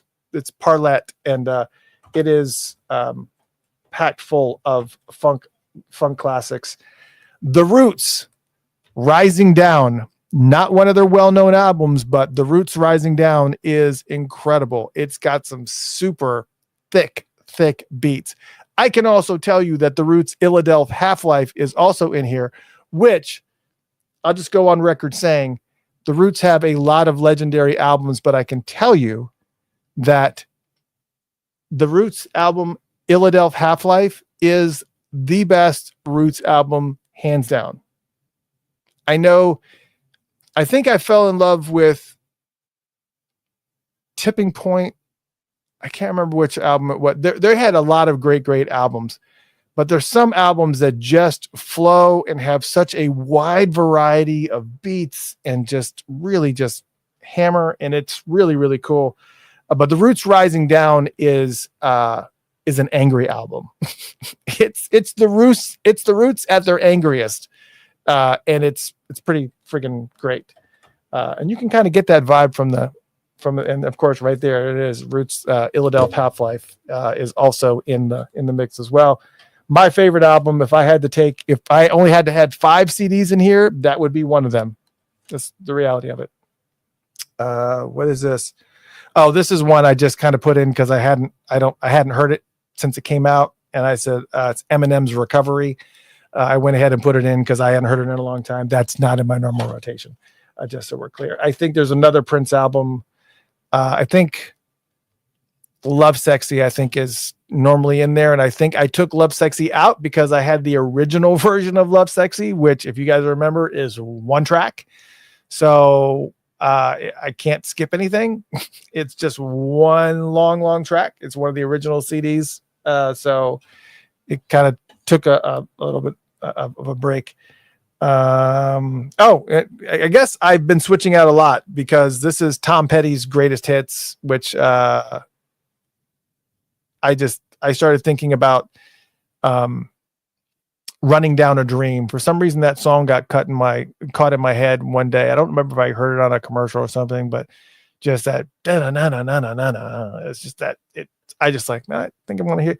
And I started looking over his Greatest Hits collection, and Tom Petty had a lot of great hits. So these last 5 are like ones that kind of just pop in because I have Van Morrison's Moondance in here as well. And then, of course, the last one in the mix is Lenny Kravitz's 5. That's in there too. Oh, Lenny Kravitz's Let Love Rule we already talked about that one. That one's in the mix too.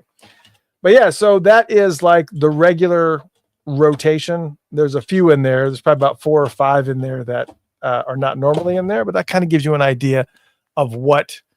Oh, well, Andrew says you need some Fishbone. Yes. As a matter of fact, one of my all-time favorite albums by Fishbone, The Reality of My Surroundings, is probably, that album is kind of pops in and out too. It's like, if I love Fishbone. Those guys are great. I love all kinds of stuff. Kind of curious though. Well, we got a few more minutes here. If you guys want, throw out some albums. They don't necessarily have to be funk that is in your normal rotation. Just give me like 1 or 2. Tell me what is in your normal rotation, or ask me if I listen to a specific band. If there's a specific band that you like, Let me know. I might actually have quite a bit. There's so much that I have, and but I agree. Thank you, saying Joni, starting this whole conversation about you buying CDs exclusively. I just think that there's a lot with CDs. I think everything had its moment. With vinyl is, you can't really match the sound. There's a warmth to the sound. It's just the kind of the way that it is. But the problem with vinyl is it gets easily scratched. If for some reason, God forbid, it gets hot, the albums can get warped. You always have to like clean them constantly. It's a lot, but I love vinyl. I do. You can see behind me. I love friggin' vinyl. Oh yes. That is one thank you. Those two are also regular. Intervisions is also, Krista says, Stevie Wonder's Intervisions and Songs in the Key of Life. Yes. I have those on vinyl and I have it on CD. Intervisions I have in like 3 different formats, cassette, vinyl. Intervisions is, I know that everybody says Stevie Wonder's Songs in the Key of Life is hands down the album. It's great. I'm not going to fight you on that because Songs in the Key of Life is legendary. But Intervisions, there's just some songs that are on Intervisions that just he doesn't have, like, just the level that he writes. Like All Is Fair on Intervisions is just like, that song is powerful. A love lost song that is just a tearjerker. Yeah. Eddie says, Karangbin. Yeah.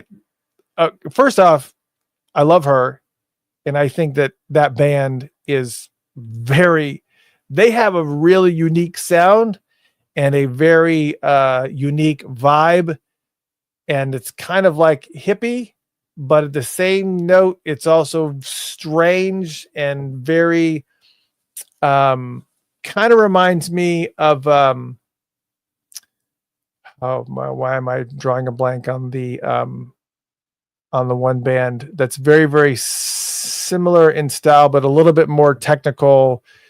Lead singer's Napalm. Hiatus Coyote. Hiatus Coyote is also another one of those bands that you need to be in a really specific type of place to kind of, really kind of be vibing in there. But yeah, they got Krangbin, Hiatus Coyote, very, very similar in their kind of vibe. You need to be in a certain headspace and it's, it's great. Andrew says, go back to Stevie Wonder. It's the Talking Book is fave.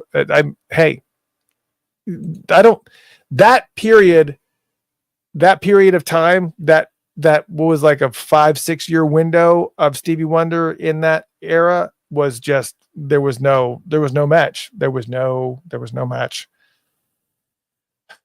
Okay. Okay. Joni says, no, Michael, Off the Wall is a must.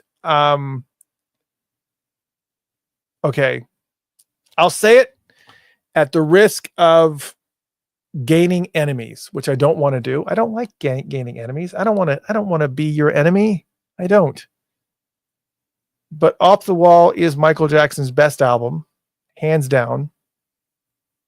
And Thriller had a bunch of hits. Other than that, not a huge Michael guy. When they had the whole setup with Michael Jackson versus Prince, well, you guys knew what side I was on.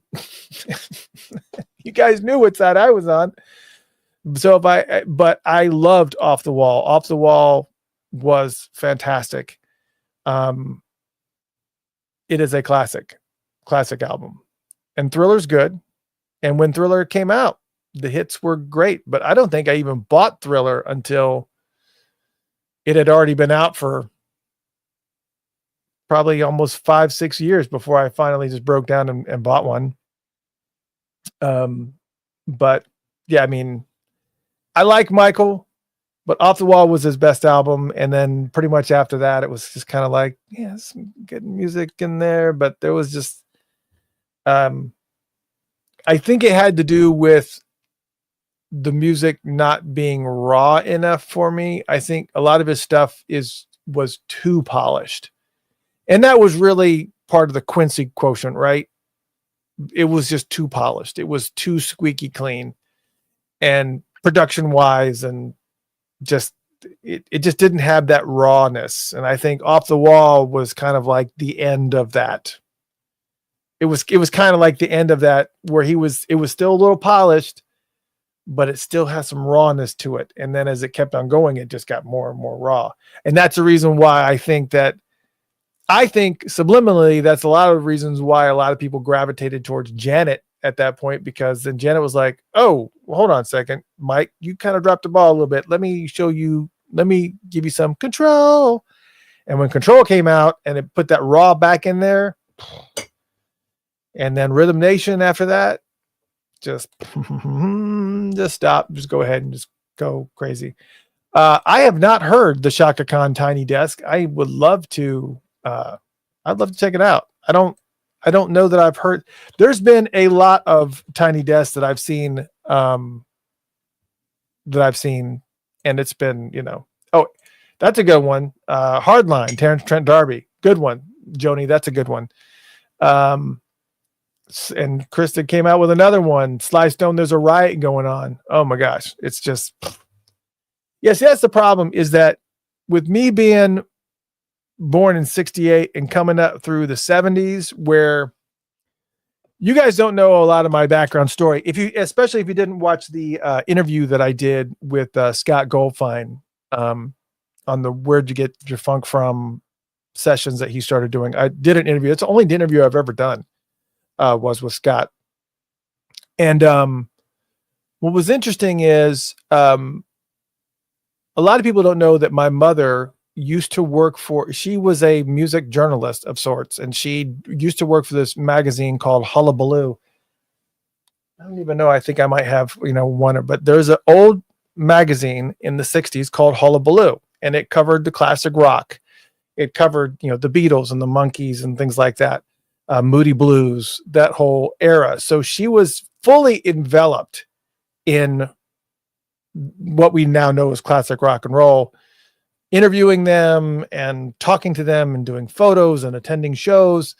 That magazine was eventually absorbed and became Circus Magazine, which a lot of people still know. It became more of a harder rock magazine. But I was always enveloped in the classic rock, like hardcore classic rock. Just so you know, Jesse Johnson's Review was another one that was normally in here that probably got just temporarily pulled out of my rotation. That's one's always going to be in there. But anyway, so I was enveloped in the classic rock, but I would, whenever I listened to the radio station at night, especially when we lived up, in Detroit, used to be able to get like this soul funk station that would only come in at a certain time of day where you can pick it up, maybe because there wasn't enough air, there wasn't as much air pollution. I don't know what it was, but I couldn't get the station during the day. I could only get it at night, and they would play, and I would sleep to it. They would play Stevie Wonder, and they would play Marvin Gaye, and all the, and they would put the funk stuff on depending on what was going on. They kind of toned it down a little bit, but they would still play the Earth, Wind and Fire, and they would play, not the Earth, Wind and Fire, just Earth, Wind and Fire. They would play all that stuff. And so I was absorbed in the classic rock world. My mother used to put me to sleep to Moody Blues, the Moody Blues album, Every Good Boy Deserves Favor, and also Question of Balance, or if it wasn't that, it was the White Album by Beatles.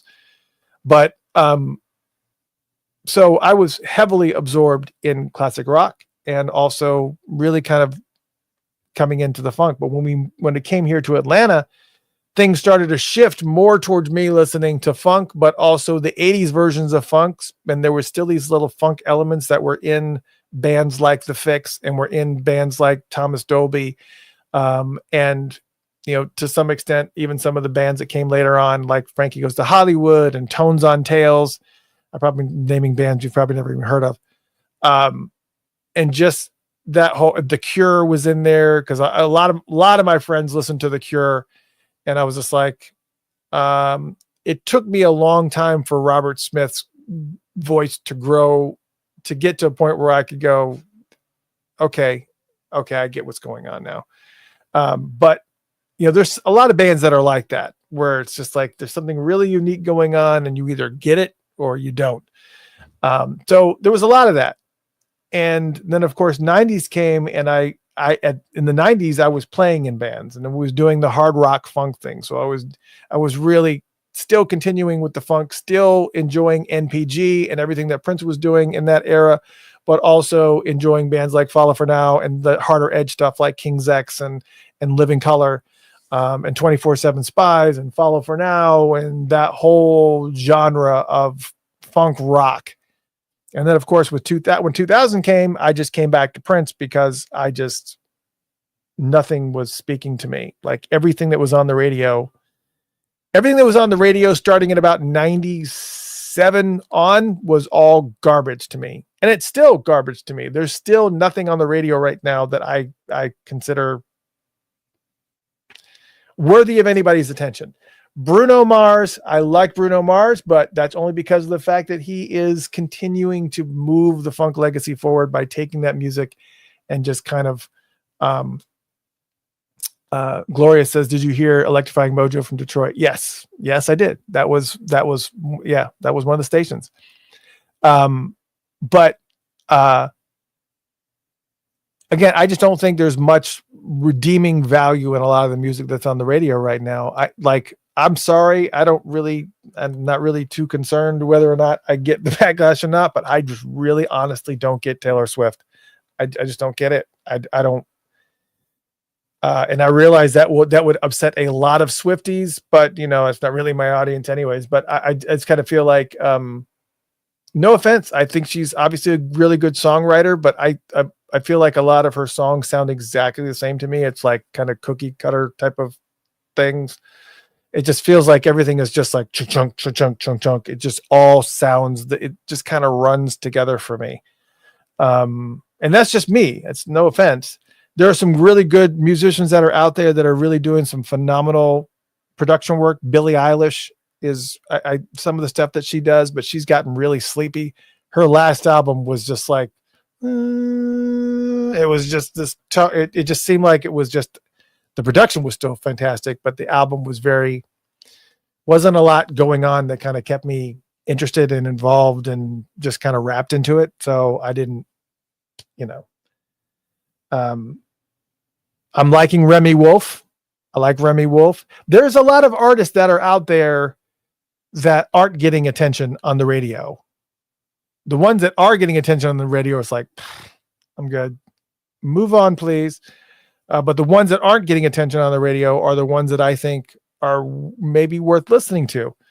Remy Wolf is a good one. If you guys want to check out a really cool track, check out Remy Wolf. It's REMI, and the last name is Wolf, WOLF. She's a really young girl, but she's got this track called Cinderella. That's just really, it's like pop, but it's got some really cool elements to it, and the song changes. It just seems like there's some masterful songwriting going on in that album.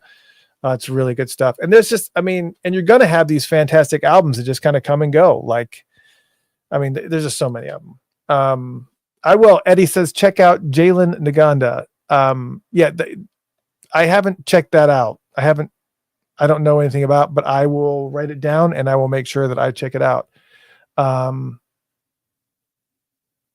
Yes. Manskin it was Mainskin, MANNESK. Yeah. I can't remember. They were really interesting. They kind of had it was this weird shtick that they had going on that was just kind of like tight leather type of weird. I think there was more marketing that kind of piqued the interest than it was really kind of musically, but it was just kind of this whole, yeah. So that's kind of where we're at. Musically, I think there's a lot of good stuff out there. I would suggest to you that you do head to funkatopia.com, FUNKATOPIA.com, and check out that new album or that new post of the 20 best funk albums of 2024, because there are right there is 24 albums because there's 20 and then there's 5 bonus ones.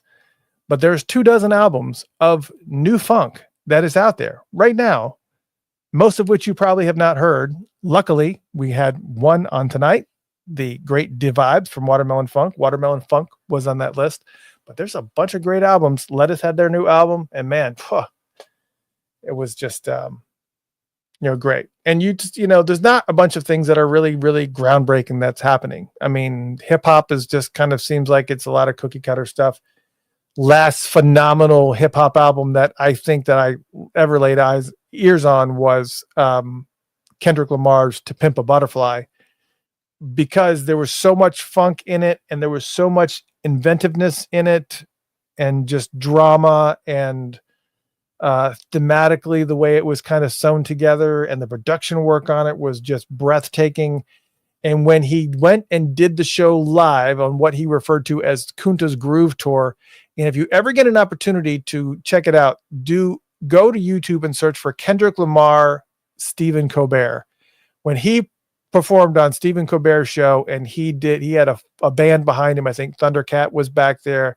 I can't remember who was on drums, but they did a live jazzed up version, or kind of like this really intricately structured version of, I can't even remember what song it was, but it was just magic. And I was lucky enough to see that Kunta's Groove Tour in Atlanta, sat front row balcony and absorbed that show. And to see Kendrick Lamar playing in front of a live band was insane.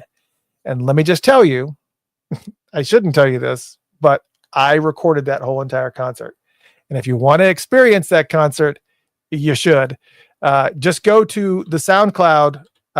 Go to my SoundCloud on Funkatopia, soundcloud.com/Funkatopia. Let me see if I can give you an idea of, let me see if I can pull this up. If I can somehow pull the audio of this, you need to check this out. I'm going to see if I can play a little bit of the audio to kind of give you a taste of what that concert sounded like. You're like, why would you? I don't record a lot of shows, but when I do record shows, I make sure that it's, and I do try to ask permission. Say, hey, record this show. Is it okay if I play it?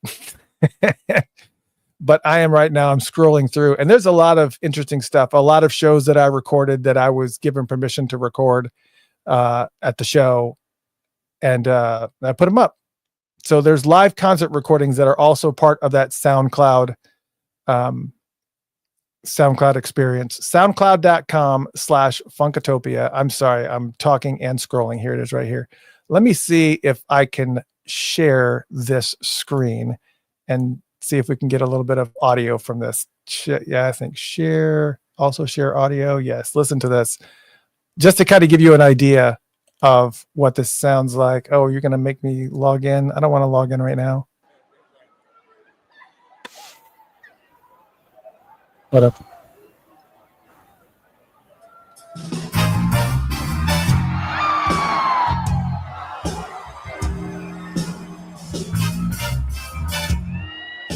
Y'all know what that is.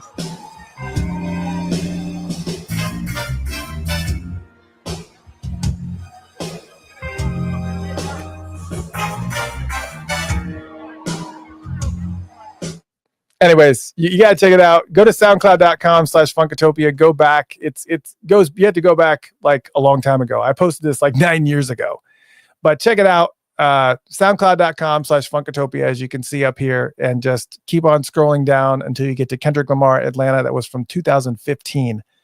It was October of 2015. And again, I had it's actually a really good recording. I know it probably doesn't sound like that over the share, but check it out. It's a really good show. It's the entire show, the entire Kunta's Groove Tour, and it was amazing. Anyways, I've given way more information than I intended to. I hope you guys had some fun tonight. Next week, I don't know if I'll be doing a show or not. I am going to be driving out of town. I'm going into Charlotte to actually see my grandson for the first time. Yes, grandson. You can believe it. My oldest, Megan, gave birth to my grandson, Eli, and I'm going to get to actually visit him and see him and hold him for the first time. So I'm going to be gone for a couple days in there to kind of spend some time and absorb that moment, but I'm still going to be back. I'll be coming back Monday night, and we'll still be doing the show on Tuesday. And it's going to be one of two guests, and I just don't know which. I'm waiting for this one person to kind of give me confirmation so that we can lock that in and just kind of make it happen. But man, yes, thank you so much. But again, thank you so much for tonight, for Deshawn D-Vibes Alexander from Watermelon Funk for stopping in and doing an interview with us and hanging out. That was a lot of fun. If you missed any of that interview, I will make sure that you get the audio version tomorrow on Spotify, iHeartRadio, also on that SoundCloud account as well. And of course, if you have the Funked Up app, you can download the Funked Up app, and the first screen that you see is actually all of the files. So you will see that show right there in the very, very front. We expect a lot of changes coming through as far as the show is concerned, as far as the app and the way that it's kind of works and whatnot. We're just doing so much things. There's so many things coming down the pike for 2025. You're going to be shocked because I'm going to be making announcements and you're going to be going, what? You're doing what? Just so you know, we got a bowling event that's going to be happening in June in Minneapolis. Another one. If you guys missed the last one that we did with Live for Love, we're going to be doing another one around the time of celebration. So if you guys are planning to go to Minneapolis, we got a bowling event that's coming up that I think you're probably going to want to be part of. But it's going to be a lot of fun. Last time, what was it? Was Kirk Johnson was there, Maite was there, Marva King was there, Shelby J was there, Lenka Paris was DJing and playing. It was just craziness. It was craziness. It was so much fun. And yes, Joni says, I'm still waiting for Carmen. I'm too. I've been reaching out to her. But it's Carmen Electra. What are you going to do? We'll work that out. That's not the person that I'm talking about for next, but we'll get to it. Hope you guys had a good, fun time tonight. We will see you guys soon, probably next week. And if you missed any of it, you know where to head. And of course, please consider supporting Funkatopia. You can support via Venmo at Funkatopia, FUNKATOPIA. You can also do it via Cash App at $Funkatopia, but we would much rather that you become a member of Patreon at patreon.com/Funkatopia. That's patreon.com/Funkatopia. And you can become a member. And even at the lowest level, you will be given access to that other radio station, because when you download that app, you'll notice there's 3 radio stations, one of which you will not have access to unless you're a Patreon supporter. So please become a Patreon supporter, and you will be able to access the radio station. You'll get the magic password, and then you'll be able to tune in, and you're gonna have full-blown access. And on top of that, you're gonna get free stuff every single month with like files and stuff. And once a year, I send out stuff, which I still haven't done. It's still sitting over here because it's like a package, it's like a care package. And I'm trying to figure out exactly what I want to put in it, and also what I can put in it and not get in trouble for. So that's the other thing too. I hope you guys had a fun night, and we will see you next week, probably. If not, you just won't hear from me. Serious. Thank you so much for tuning in. Hope you guys had a good time. I am your host, Mr. Christopher, and we will see you soon. Thank you. And God bless for tuning in. Please continue doing so. We need your support. Love you. Talk to you soon.